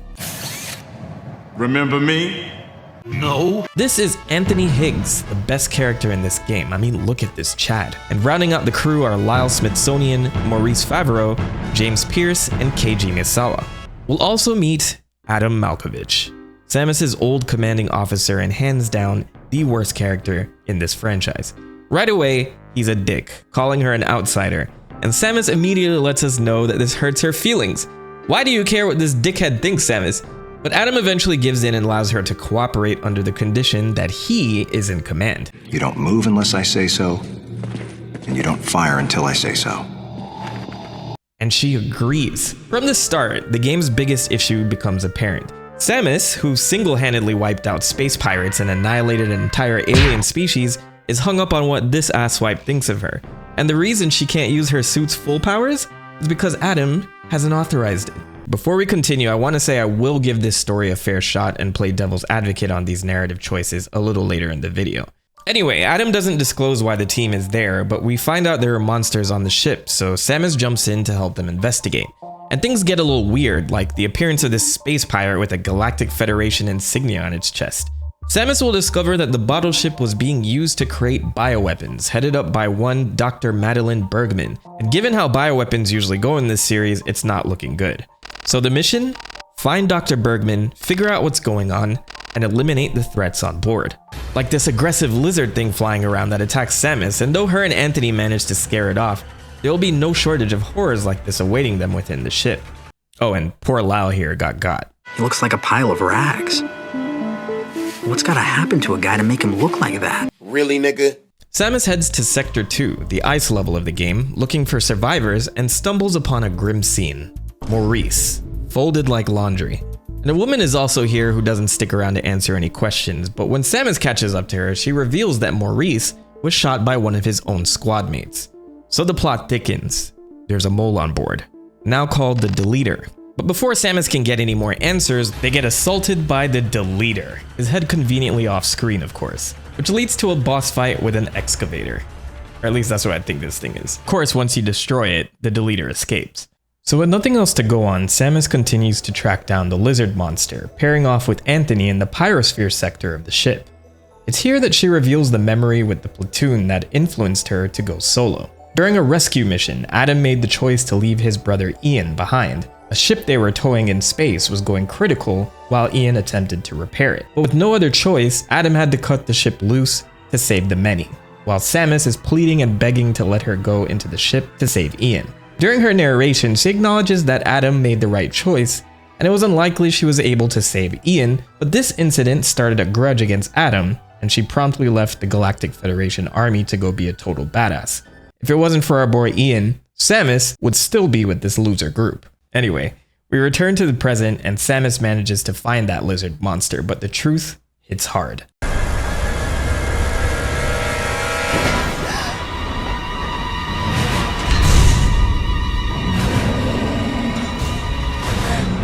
It's Ridley. But wait, doesn't this mean that this is a new Ridley? And when Samus sees Ridley in his newly matured form, It triggers this intense PTSD episode. In this infamous scene, she freezes in terror as memories of their past encounters overwhelm her. Anthony tries to distract the beast, but it costs him his life.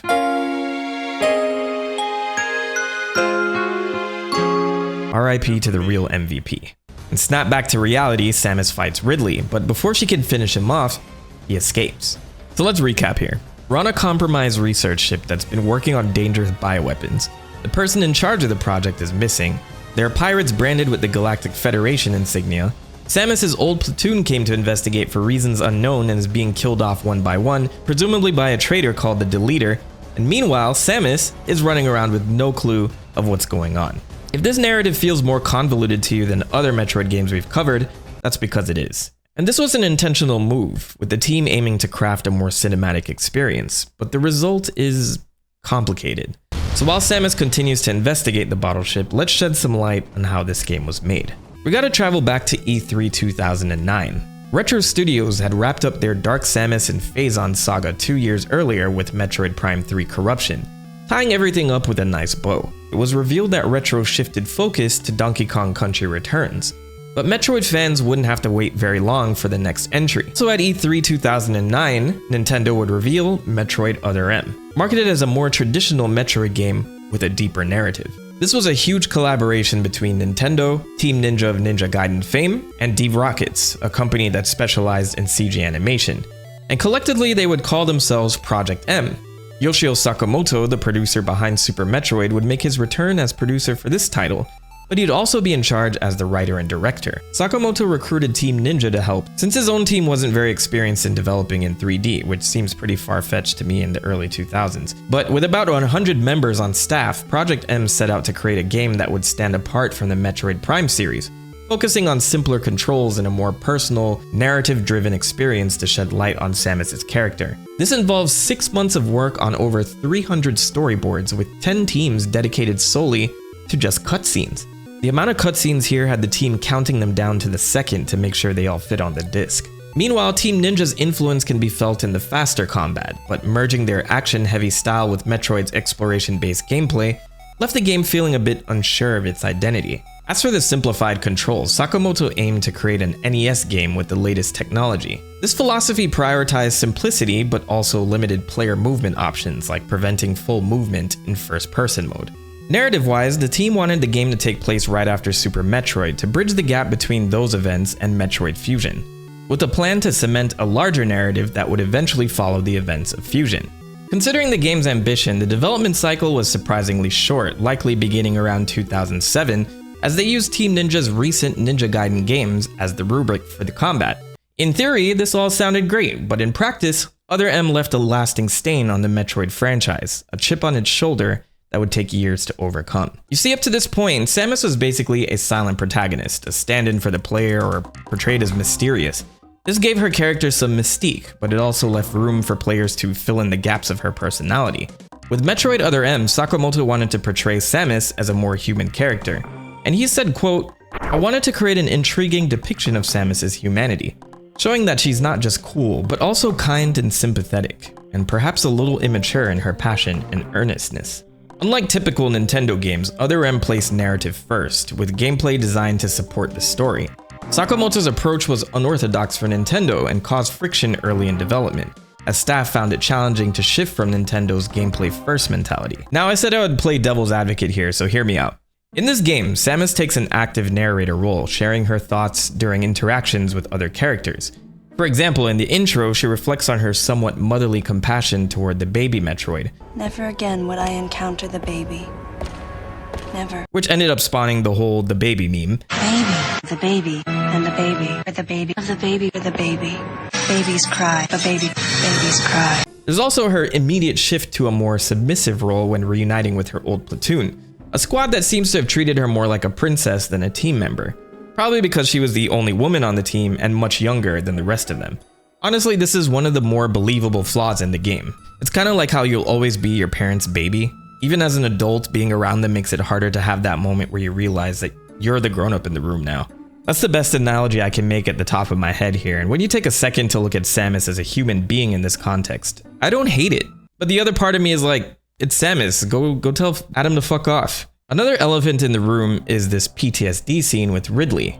Samus discovers that somehow Ridley is alive and well again, and freezes, putting Chad Anthony's life at risk. To give credit where it's due, the Metroid manga, one of the most definitive sources on her backstory, explains this well. I've covered it in another video if you want to check that out. But in this manga, Ridley is responsible for killing Samus's parents, destroying her home, and robbing her of her childhood. The first time she faces him after that, she has a full breakdown. It's a powerful moment that makes sense, but in Other M, years have passed and she's still having the same episodes. In defense of this scene, PTSD is complex and real people struggle with these emotions. And I think fans would have been more forgiving if Other M had portrayed a younger Samus. But the drastic transition between the silent, stoic Samus from earlier games and the vulnerable version here didn't sit right with them. And by this point, she's fought Ridley like 5 times. 6 if you count the fight from the Metroid 2 remake, but that was added at a later date, so I won't count that here. The idea that she's still hyperventilating after annihilating him time and time again didn't land well with fans and made their favorite bounty hunter seem weak. Now, for those who defend this scene, I've seen them argue that maybe she's reacting to him always finding some way of coming back and felt helpless in that moment. And who knows, maybe she's been freaking out this whole time under her visor and we had no idea. Either way, it didn't sit well with the community, and Sakamoto's attempt to make Samus feel more human fell flat. Some of these sentiments extended to gameplay as well, and if you've played previous 2D Metroid games, the overall structure of Other M will feel familiar. Samus explores various sectors of the bottle ship, including the tropical biosphere, the pyrosphere's fiery depths, and the icy cryosphere. These unique biomes kept the environments fresh. And much like any other Wii game, the motion capabilities of the Wii Remote were factored in. If the player holds it sideways, the game has the traditional third-person perspective from previous titles. But if the player points the controller at the screen, we're back in first person, so you can investigate areas of interest or point at enemies and fire missiles. Though if you're expecting this to get you Metroid Prime style gameplay, you're going to be pretty disappointed. Samus can't even move in this mode. There's also less focus on locating power-ups this time around. Narratively, this makes sense, since most power-ups Samus has collected in the past have been areas where the Chozo resided at some point. But this time she starts fully equipped and can't use anything until Adam authorizes it. So my question is, if she has the ability to save one of Adam's crew with a restricted power-up, why wouldn't she just use it? There's no civilians around. What's the worst that could happen if she used her ice beam a little early? It feels more like Adam is on a power trip and Samus is enabling it. And that's why you'll never get me to like Adam Malkovich. Anyway, Metroid Other M released to decent reviews, currently sitting at a 79 on Metacritic. At launch, this game was averaging 8 out of 10s, with reviewers praising the simple controls and fluid gameplay. Not to mention they introduced some cool melee options for Samus, like this sense move counter or the overblast that let her hop onto enemies and just unload on them. A 79 out of 100 isn't the worst score, definitely not the best Metroid game, but not a disaster either, so why the stigma? Well, from a gameplay perspective, people weren't a fan of the first-person mode, and I agree it feels a little tacked on to try to attempt to cash in on some of the previous Metroid Prime hype. But it was the narrative, script, and dialogue that really crippled the game. Critics described Samus's portrayal as boring and lifeless. The thumbs up sign had been used by the Galactic Federation for ages. Me? I was known for giving the thumbs down during briefing. I've heard it described as emotionless. It was definitely, planned on sounding like that. And she's just looking back at past events. And so she is very much detached. And, there is a little bit of remorse. The game also leaned too heavily on the plot at times, with complaints about long, unskippable cutscenes that exhausted players with repetition of obvious plot points and dialogue as mature and interesting as a teenager's diary. That's me quoting somebody, by the way.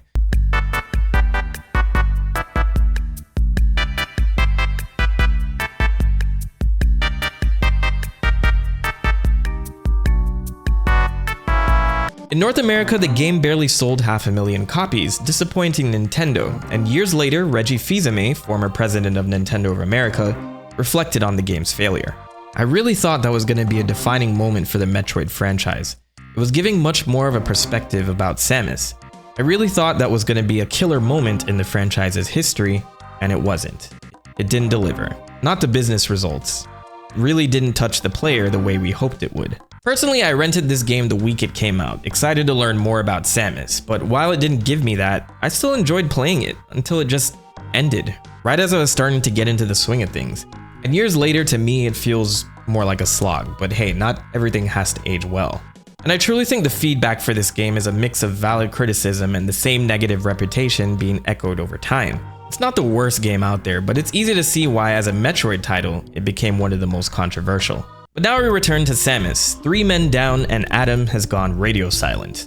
Worried that the deleter is hunting him down, Samus runs into the young woman again, this time revealing herself as Dr. Madeline Bergman, the scientist behind the bioweapons research. From here, the game starts dumping plot twist after plot twist. First bombshell, the Federation ordered this ship to capture and experiment on space pirates, adding cybernetics to transform them into a special forces army. Predictably, that plan backfired, with Ridley rallying the pirates instead. Okay, so that was a stupid plan. What else we got? What? That's not possible. The Metroids were terminated along with Zebes. Of course they tried to breed Metroids. Turns out the Federation stole baby Metroid juice from Samus's suit to kickstart this experiment, and during this process, it spawned a new Ridley. Alright, what else you got, Dr. Bergman? Control Metroids. You need Mother Brain's telepathy. You didn't recreate a Mother Brain clone, did you? It's artificial intelligence. We called it MB. You what? Yeah, so they also decided, why not recreate an AI based on Mother Brain? They weren't even subtle about this naming convention, by the way. MB? So dumb decision after dumb decision, they deserved everything that was happening on this ship. Anyway, MB and the Metroids are stored in an area called Sector 0, but with one last bombshell, the Doctor tells Samus that Adam signed off on the entire project. So let's go find him and blast a hole in him.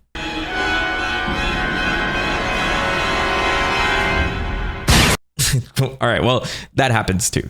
So on her way to Sector 0, Samus runs into a baby Metroid and gets all mommy with it before she decides to kill it. But she's ambushed by Adam, who manages to disable her suit somehow, and then he eliminates the Metroid himself. And he explains that these versions are resistant to ice, because of course they are.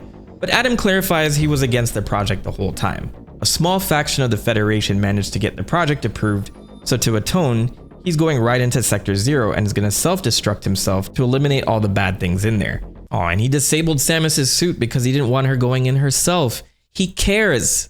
I'm just kidding, this does not redeem him for me. Adam's final orders? Secure the survivor in room MW and take down the new Ridley. He enters Sector 0 and blows it to pieces. Good riddance. Side note, we only see Sector 0 detach from the bottle ship. It doesn't explode on screen, so I'm not sure if they just left the room open for him to come back. Hopefully not. So with Samus finishing the mission, she discovers the identity of the deleter. James Pierce from the 7th Platoon, but he's dead now. Along with him are the remains of Ridley. A bit anticlimactic, but we notice there is yet another survivor running around. But before Samus can secure them, a whole ass Queen Metroid is here that she has to take down. This is who packed up Ridley and James, by the way. It's like they wanted all the classic enemies to return to one game but had no clue how to get them all into one place. But after defeating the Queen Metroid, Samus discovers the remaining survivor was the real Dr. Madeline Bergman all along. So if you're the real doctor, who the hell were we talking to this entire time? So strap in. The real Dr. Bergman is alive and was hiding all along. The young woman from earlier was actually the android embodiment of MB, the rogue AI. I mean, you use the genetic material of an already corrupt AI to build this thing. What did you think was going to happen? So this android of MB is so powerful, it telepathically ordered the space pirate experiments on the ship to turn against the researchers and continue propagating Metroids in Sector 0. During the conversation, MB confronts the two, and it sets the stage for an epic final battle, I'm sure. Federation reinforcements arrive, MB summons every enemy aboard the ship, and you think, here it comes, the big one-on-one fight.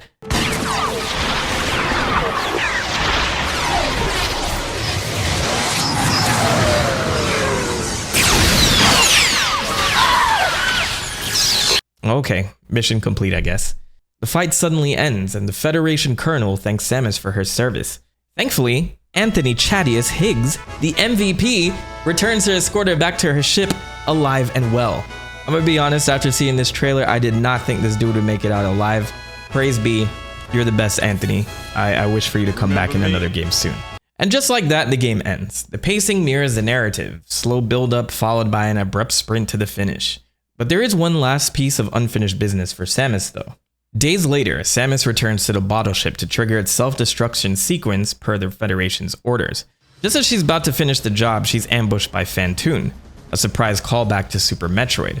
And honestly, it's a welcome fight, but it feels a little tacked on, like they realized they needed a true final boss.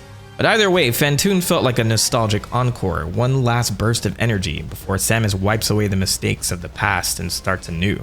But was Phantoon lurking in the ship this whole time, or did he just pull up to the ship at the last minute? Either way, after defeating him, Samus retrieves Adam's helmet as a memento and initiates the self-destruct, wiping away the ship and all its corrupt experiments for good. What else can I really say about this ending? The marketing promised a deeper look into her character, but instead it left me feeling more disconnected from her. Maybe it was the opposite for some. This game tried to fill in narrative gaps that fans never asked for, and it didn't land well with the community or Nintendo for that matter. As a result, the Metroid series entered a very long hiatus. 7 years in fact, not counting that Federation Force spin-off. Before we talk about how they overcame that hiatus, let's rewind to 2002, when Nintendo released a game that would follow Other M chronologically and become one of the most beloved entries in the series, Metroid Fusion. Fusion was the first game to explore Samus's life after the events on Zebes. Metroid Fusion would push Samus into uncharted territory, one where her enemies weren't just lurking in the shadows, but inside her very own body.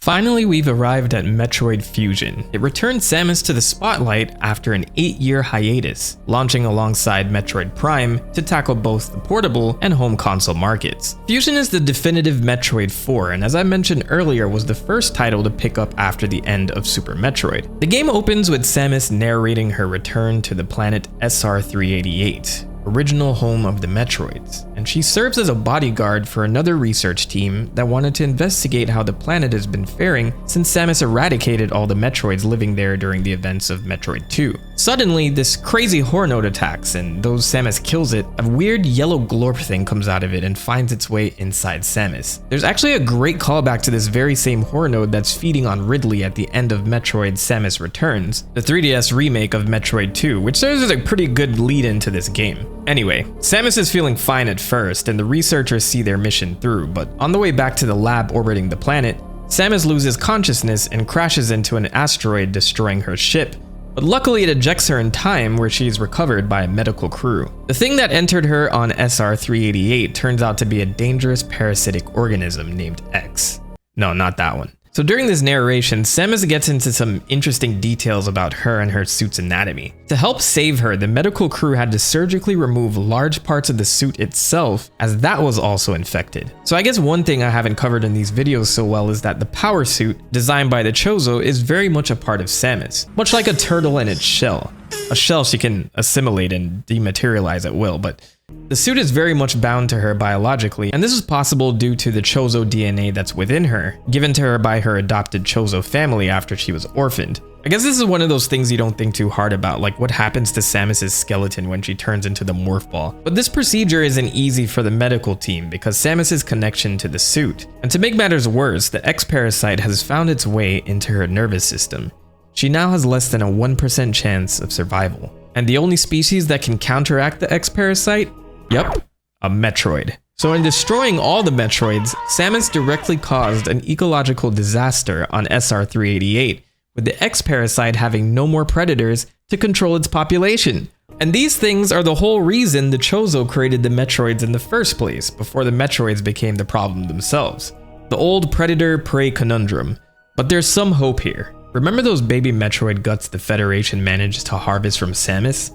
The doctors used that to make an anti-X vaccine, and quickly use it on Samus, which eliminates the X within her and saves her life. And due to this experimental vaccine, Samus is now immune to the X, but not only that, she can absorb them to replenish her energy. So at this point, Samus is this mutated human experiment. Part Chozo, part human, and part Metroid? Well, here's the thing. Now that she has Metroid DNA within her, she's now extremely vulnerable to the cold. This is also reflected in the look of her suit, which changed drastically, and Samus reflects on this being a moment where she was reborn, owing the baby Metroid thanks for saving her life a second time.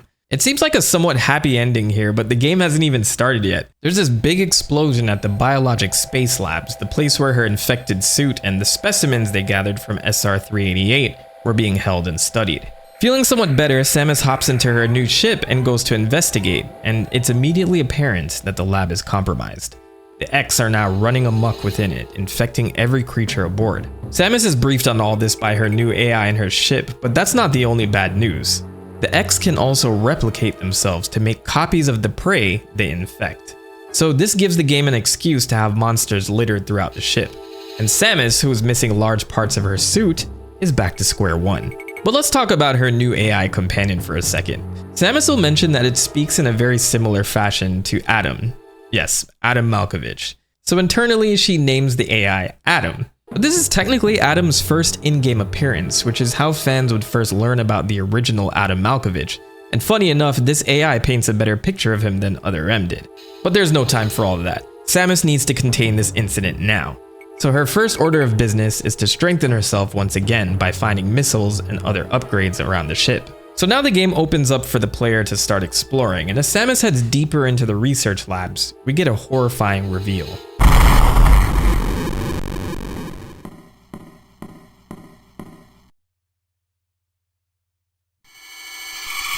I hate that this thing literally looks directly at you. It's very unsettling. Adam will warn Samus that this incredibly powerful entity is an X-parasite that used the parts of Samus's suit to become this abomination. And now it walks about the station hunting her down, knowing that she's a threat to the survival of the X-parasites. They call it the SAX, which took me 22 years to realize comes from the name Samus Aran X. You stupid! Anyway, since this parasite was born from Samus's powered-up suit, it's more powerful than her at this moment in time, so as you progress through the game, you can only avoid it, which leads to some horrifying moments. The SAX doesn't just exist to spook you in cutscenes, it's stalking you throughout the game, turning each sector into a nightmare as you're forced to hide and avoid its power. One wrong step and it will fold you. I guess this goes to show how powerful Samus really is if this is a copy of her fully powered form. And it's used sparingly enough where it doesn't overstay its welcome, because when you're playing this for the first time, you just have no idea when it's gonna pop up. It's genuinely terrifying. So if Metroid is initially influenced by Alien and the xenomorphs within that film, you could say that SAX and the X-parasites can be compared to John Carpenter's The Thing, a creature that's able to assimilate and imitate other organisms. There's no developer stories that give a direct shout out to this influence, but it's pretty damn obvious. So this seems like a pretty bad situation, but there is still hope. Samus can absorb X-parasites to boost her own strength. So her goal is to explore the labs, hunting down and stopping powerful X specimens to further enhance her powers. Which I will say works very well narratively, because I'm sure there's no Chozo statues around this station to help her power up her suit. Nintendo R&D 1 would be responsible for the development of Metroid Fusion, with Yoshio Sakamoto making his return to the Metroid franchise after 8 years. He'd write and direct this title, originally dubbed Metroid 4. Many mechanics remain relatively unchanged since Super Metroid, but this time, Samus can defeat enemies and then absorb the parasite within them to stop it from cloning itself into another monster. And in doing so, Samus can absorb health or replenish her ammo. And while they developed this game, Sakamoto and the team wanted to raise the stakes, incorporating animated cutscenes into the game that drove the story forward. But there's one Nintendo character in particular that we owe this game to, and that's Wario. Yes, funny enough, this game has deep connections to Wario Land 4. Nintendo R&D 1 were responsible for creating Wario Land 4 and on the Game Boy Advance as well. And since the programmers at that time never worked previously on a Metroid game, they had to use the development techniques they learned during the creation of that game to bring us Metroid Fusion. Sakamoto has said, Metroid Fusion was the first attempt by the Wario series development team at making a Metroid game.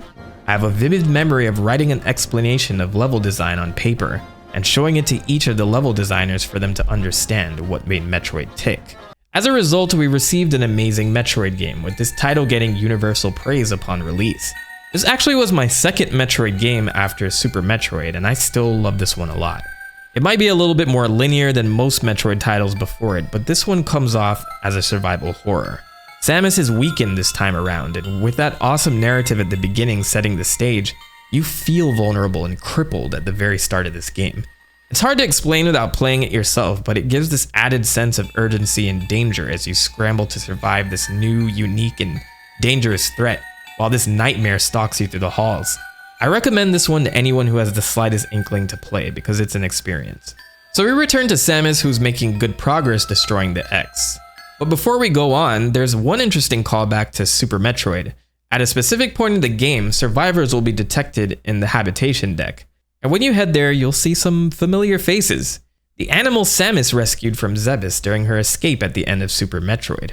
At least, I hope you saved them. Their official names are Etakuns and Dachuras. But as Samus's stressful journey continues, the plot gets thick. We find out someone from the Federation has been contacting the AI Adam, asking if Samus suspects anything and asks it to keep monitoring her. The Federation just keeps taking L's at this point because it's not long before the truth comes to light. They are once again trying to breed Metroids in the deepest part of this lab, and Samus discovers several of them being held in a restricted laboratory, and naturally, this freaks out the SAS, seeing its #1 enemy is on this ship. Due to the Metroids breaking free, the lab locks down and decouples itself from the station as a defense mechanism, with Samus escaping by the skin of her teeth. And Adam expresses some anger over this revelation, telling Samus the Federation were trying to breed Metroids for the greater good, with them figuring out ways to have them rapidly mature in a matter of days. And I'm not sure why anyone would need an Omega Metroid like this for peaceful applications, but this AI doesn't know any better, so I'll give it a pass. But with one threat dealt with, another rears its ugly head. The SAS has been replicating, leaving Samus to now deal with multiple hunting her down. And as she tries to make her way out, she encounters a longtime friend, Ridley. Again! Or actually, Neo Ridley. An ex-clone of Ridley copied from his frozen corpse that was on this station. So wait, how is that even possible? Ridley should have been dusted on Zebes. For a long time, people were wondering how Ridley even got into this lab, but with the release of Other M, it would be explained that this corpse we see is what was left of the reborn Ridley from Other M, presumably recovered from the bottle ship. So Neo Ridley here would be a clone of a clone? Regardless, timeline-wise, as of this video, this is the last we've seen of Ridley. After 3 videos of covering this guy coming back over and over again, it's kinda sad to say goodbye. Anyway, this poor AI continues to defy Samus, telling her she should just leave everything to the Federation, who is already thinking of ways to use the X-parasites on board for, once again, peaceful applications. On the other hand, Samus wants to blow up the whole station to eliminate the X, but Adam locks her in the room after receiving orders from the Federation to contain her, leading to Samus yelling at the computer as it's actually Adam, which has this AI asking who the hell is Adam.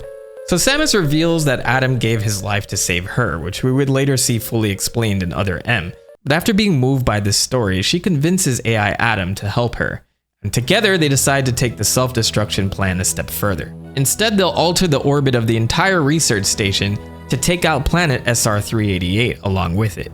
So at this stage of the game, it's clear Samus just likes to blow things up. But during this exchange, we also learn that the computer doesn't just sound like Adam. It's his whole personality that was uploaded into the computer itself. Any objections, lady? But either way, Adam Malkovich lives on with us for as long as this series exists. Hooray. So Samus goes forward to execute the plan, but this time, there's no hiding. She takes it head on. And despite defeating this one, she's unable to absorb the X-parasite within it, but the mission must continue. So after activating the self-destruct sequence, you'll have to rush back to her ship in typical Metroid fashion. Only this time, it's missing. In its place is an Omega Metroid, and with no ice beam on her, Samus finds herself in grave trouble. But suddenly, she gets unexpected help from the SAX, who I guess will always see the Metroids as a greater threat than anything else. But being weakened from their battle, the SAX is quickly dispatched by the Omega Metroid, which gives Samus the opportunity to absorb it, unlocking her Omega suit and the ice beam along with it. So the final fight for the game is taking down the Omega Metroid, clearing the way for Samus to escape. And it's somewhat poetic, even though the X are introduced as this new highly dangerous threat, the final showdown for Metroid Fusion is with a Metroid, the apex predator of this series. But once the Metroid goes down, Samus's ship comes to pick her up, piloted by Adam, and surprise, remember the Etakuns and Dachuras that you should have saved? They're here too! So with everyone escaping safely, the station crashes into SR-388, ridding the galaxy of the X-parasite and Metroid threats for good. But once again, Samus takes the time to reflect, believing no one would really understand her reasoning for eradicating the X. The game ends on one final quote from her: "We're all bound by our experiences. There are the limits of our consciousness, but in the end, the human soul will ever reach for the truth. This is what Adam taught me. Oh, you had to go and ruin it at the end. So with this game warmly received by fans and Metroid Prime at the same time serving as this renaissance for Metroid, it is no wonder they went all in with a deeper narrative experience with Metroid Other M, intending to give a more perspective on Samus's character while simultaneously setting the stage for a new adventure for Samus after the events of Fusion. But with the mixed reception from Other M, this wouldn't exactly go as planned. 7 long years between Metroid Other M and Samus's next adventure, Metroid: Samus Returns. While Samus Returns is a remake of Metroid 2, it didn't advance Samus's story chronologically. However, this game marked a much needed return to form, with Spanish studio Mercury Steam collaborating with Yoshio Sakamoto to evolve the 2D Metroid formula. Notably, this was the first 2D Metroid since Metroid Zero Mission for the Game Boy Advance in 2004. Itself a stunning remake of the original Metroid. Mercury Steam was no stranger to the genre, having previously developed Castlevania Lords of Shadow Mirror of Fate for the 3DS in 2013. As a minor added detail, it's worth mentioning Mercury Steam worked on the entire Lords of Shadow series, and I did an exhausting video about the entire Castlevania series. If you haven't checked it out, I would say go ahead and do that. Okay, bye. Eager to tackle a Metroid game, they pitched a remake of Metroid Fusion. And as much as I would have loved to see that, Sakamoto felt Metroid 2 needed the remake treatment more. So from there, the collaboration took off and Samus Returns became a reality. So from there, it was off to the races, and after 7 years of fans starving along with their disappointment for Metroid Prime Federation Force, this was a welcomed addition to the franchise, though some projects like AM2R had to get snuffed out along the way. So after having such a successful collaboration with Mercury Steam, Sakamoto felt confident to bring them into the ring for the next, and as of this video, the latest chapter in Samus's story, Metroid Dread, released for the Nintendo Switch in 2021. But the history of this game goes back almost 16 years.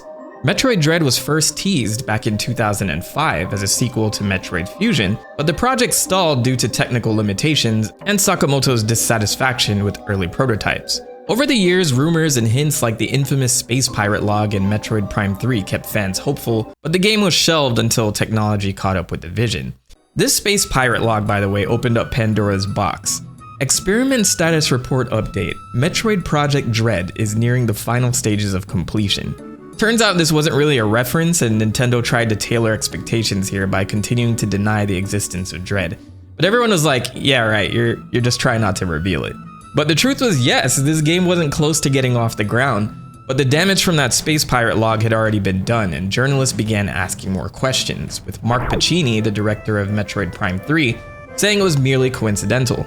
They doubled down on this by making sure the Japanese version, which released a year after, altered the message to refer to Project Dread instead as a Dread-class turret. So despite fan speculation, Nintendo repeatedly denied that Dread was in development. Which brings us back to 2017's Samus Returns. While it sticks closely to its roots as a remake of Metroid 2, there's some added lore that players can unlock depending on their completion rate, which offers a detailed glimpse into the history of the Chozo civilization on SR388, the ones responsible for creating the Metroids. Through this beautifully illustrated artwork, we learn about the Chozo's struggle to control the X-parasites, leading them to create the Metroids as a biological weapon. But once the X threat was neutralized, the Metroids themselves spiraled out of control. And while some of this information had already been touched on in the manual for Metroid Fusion, Samus Returns takes it a step further, filling in gaps we didn't know existed, especially regarding the fate of the Chozo.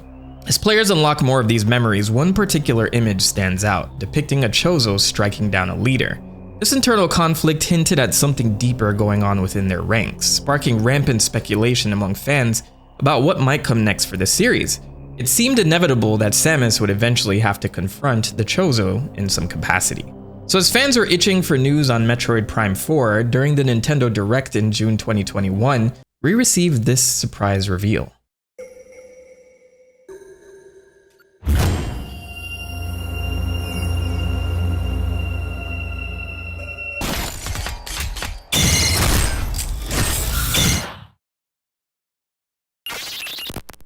Finally, after 16 long years of anticipation, Metroid Dread was revealed in 2021. And the best part? It came out just 4 months later. Clearly, Sakamoto and his team took note of the lessons from Metroid Other M, delivering a plot that's straight to the point. The story kicks off this time with Samus receiving intel that the X-Parasite threat isn't as eradicated as everyone hoped. The Galactic Federation detected signs of the parasite on a remote planet called ZDR, and knowing their usual tactics aren't up to par, they send in their latest high-tech solution, the Extraplanetary Multiform Mobile Identifiers, or EMMIs for short. Cutting-edge surveillance robots, and 7 of them are dispatched to ZDR, but predictably, contact is lost. Whoops, better call Samus. I'll call now. So as our ship approaches ZDR, we're reunited with AI Adam, who's still alive and well.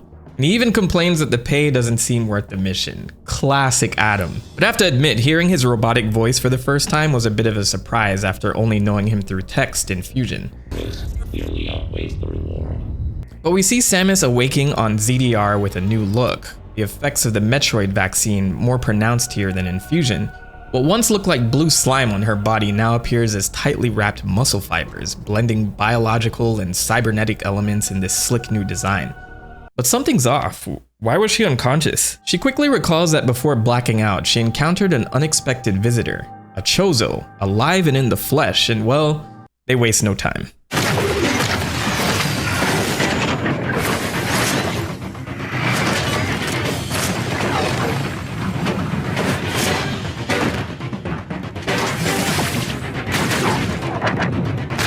Despite her skills, he completely overpowers her, draining much of her suit's power.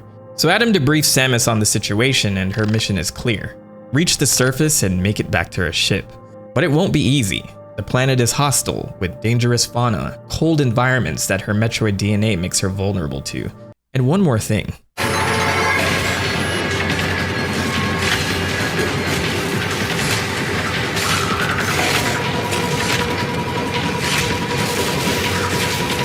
Yeah, so on the bright side, we found the EMMIs. The bad news? They've clearly been hacked. And in her current state, Samus can't even take down a damaged one. Fortunately, she stumbles upon an AI unit, which, after draining its gross brain thing, grants her temporary access to the Omega Cannon.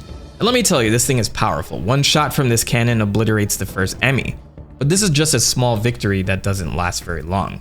It's clear that this situation isn't good. But the gameplay is... This quickly became one of my favorite Metroid games of all time. The EMMIs are this persistent threat throughout Dread, and while the Omega Cannon gives you a brief reprieve, these moments are rare and fleeting. But outside of those encounters, Samus is left pretty vulnerable, relying on the classic Metroid formula of exploration, platforming, and upgrades, like the Phantom Cloak, which allows Samus to temporarily become invisible, adding this new layer of stealth tactics against the EMMIs. The fear-based gameplay that Sakamoto talked about is at the heart of Dread, building on those stealth elements introduced in Fusion with the SAX. This time, the EMMIs are the hunters. In specific zones, they patrol for Samus, forcing you to use every tool at your disposal. They can track her movements, detect sounds, and they can even crawl through tight spaces. Until you manage to power up the Omega Cannon again, it's a game of cat and mouse. And you're definitely the mouse. No pun intended, but this sense of dread is real, as just hearing the beeping from them gets your heart pounding. If they catch you, there's this brief nail-biting moment where you can escape with a perfectly timed counterattack, but trust me, it's tough to pull off. Despite the tense, heart-pounding encounters, the gameplay itself is incredibly polished. It feels like a return to basics. Movement is fluid, and Samus can slide under gaps now, perform melee counters, and the control responsiveness feels tighter than ever before. With these mechanics combined, combat flows smoothly, making the boss fights intense, challenging, and in my opinion, extremely badass. So Samus tries to make her way out, grabbing upgrades along the way until we see a familiar but welcomed face. Ridley. Just kidding, this time it's Kraid! It's been so long since their last encounter, but here he is, chained up like some pet. Samus pretends like she's not excited to see him. Come on, you know you want to catch up. But Kraid is easily bested, with Samus almost being disrespectful with him here. And can I say this is probably my favorite portrayal of Samus throughout the whole series? She doesn't sit around to ask questions. Her body language is ridiculously confident. And overall, she's brutal in this game. The way she finishes off some of these opponents like they don't make her break a single sweat. This feels like the galaxy's greatest bounty hunter right here. It's worth playing this game just to see her embarrass her enemies. I know I mentioned in my Prime video that body language was huge in those games, but they take it up another notch in Dread, and I hope they stick to this trend in future titles because less is definitely more here. But as Samus continues her journey, she's overpowered by one of the EMMIs, but is saved by a Chozo who we learn is named Quiet Robe. He tells her that the Chozo Samus faced earlier was named Ravenbeak, and we finally get some clarity of what went down on SR-388. Turns out there were two Chozo tribes on that planet, the Thoha, a science-focused tribe that created the Metroids, and the Makin, a warrior tribe. And these two teamed up to round up the Metroids and keep them under control, but Ravenbeak, who's part of the Makin tribe of course, had other plans. He wants to use the Metroids for his own agenda and straight up massacred the Thoha. Quiet Robe is the lone survivor, forced to work with Ravenbeak and his crew due to their ability to pacify Metroids. They scouted ZDR as the new Metroid home, but in typical Metroid fashion, things went sideways when one of the Makin soldiers turned out to be infected with the X-Parasite. So, mass infection, chaos, you know the drill. And by the time they contained the X, it was already too late. Samus had wiped out all the Metroids they were planning to harvest from SR-388. Well, that sucks for them. So Ravenbeak's new plan? Lure Samus to ZDR and extract her Metroid DNA to create a new army of Metroids.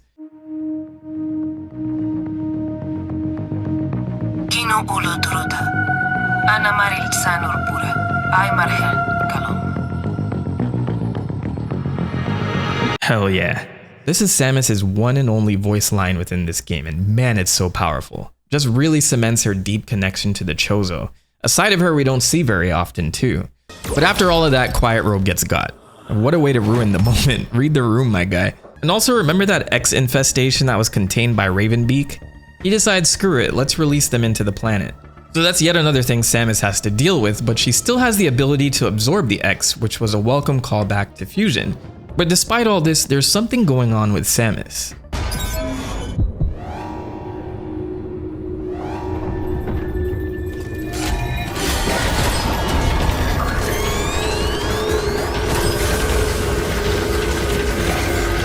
Adam will let her know that her Metroid powers are awakening. The DNA within her is beginning to evolve and she's becoming a Metroid.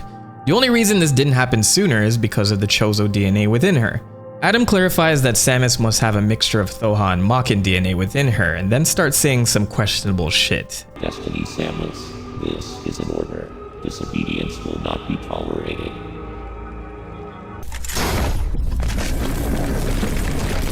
Snooping as usual, I see. So it turns out it was Ravenbeak impersonating Adam the whole time. Classic twist. But here's the kicker. Samus finally learns the truth. The Chozo DNA inside her? That came from Ravenbeak himself. So he basically tells her, I'm your daddy. We assume the Thoha DNA came from Grey Voice, one of the Chozo who adopted her in the manga, but who knows, maybe they'll switch up on this in a future game. But after this touching reunion, the two fight to the death, as I'm sure all father-daughter reunions go. This fight is intense, multiple phases, each more brutal than the last. Ravenbeak has his own arm cannon and matches Samus blow for blow. This is gaming right here. But after all of this, Ravenbeak still has Samus on the ropes and has no qualms in killing her because he says he can just clone an army of her instead. So we've come full circle. Samus is now the lethal, highly sought out alien species that everyone wants to breed. The Rule 34 artists out there have already proven this. But during this fool's monologue, Samus fully awakens her Metroid powers and bodies Ravenbeak, like fully drains this guy. And his fortress crashes. So Samus, now a full-on Metroid warrior, intends to finish off Ravenbeak, but this X-Parasite takes the opportunity to infect him and try to end Samus itself. This is where we see her sheer insect mommy power. She can just vaporize anything at this point, it's crazy. And Ravenbeak easily goes down. So with him dealt with, it's time to head back to the ship as ZDR begins to self-destruct. And this time though, there are no limits to Samus here. She has this endless Gallic gun at her disposal and it's awesome. But when she finally gets to the ship, Adam advises against touching it, because she would drain all of its energy with her Metroid powers. Quiet Robe, you're alive? Oh wait, this is an X-Parasite clone? So my guy was such a chill person that even his X version was passive. Either way, he forces Samus to absorb him, seemingly calming down her Metroid powers with his additional Thoha genes, and she safely evacuates ZDR as it explodes. And I've been keeping count, this is the 4th planet Samus has destroyed, by the way. And then the credits roll. And based on your difficulty and how quickly you beat the game, you do get some really awesome artwork covering all parts of the series. But what's next for Samus then? This feels like a bookend to a long-time saga between Samus, the Metroids, Space Pirates, Chozo, and X-Parasites. And at the end of this game, Samus seems like the most ridiculously powerful person in the galaxy right now, so where does the series go from here? As of this video, the only thing on the horizon is Metroid Prime 4 Beyond, which will likely fit somewhere earlier in the timeline alongside the other Prime games. So for Samus's future, Sakamoto isn't done yet. He's confirmed that Dread isn't the final chapter for her story. While it was meant to wrap up the arc between her and the Metroids, there's already another game in the works. He's even said, quote, "As long as the character Samus exists, I think her adventure will continue. There should be something that is able to continue the franchise and the universe, so yes. As long as your character Samus is loved, I would like to do what I have to do." So where Metroid goes next is anyone's guess, but the galaxy is vast and full of secrets. And with those secrets come threats lurking in the dark. So when the time comes, Samus Aran, the greatest bounty hunter in the cosmos, will be ready. If you made it to the end of this video, I want to see in the comments, Mentok's hair deserves to be a monster in the next Metroid game. First, I want to give a shout out to the patrons on Patreon and members on YouTube. Nagrak, Joel Miller, Carl256, Brooke Marshall, Justin Wang, Bonnie, Carla D, The Cold One, The New Kid on the Block, Randy Whitmore, Annapan, Christopher Micklejohn, Steven Scott, Pro Gamer, Spencer, Dandy, Benzi, Benjamin Love, Jess Dominguez, SQN is Good, Fat Goomba, Yamans Graves, Gamika, Plank Samakun, and Kenny Lauderdale. Thanks again for your support, and I'll see you next time.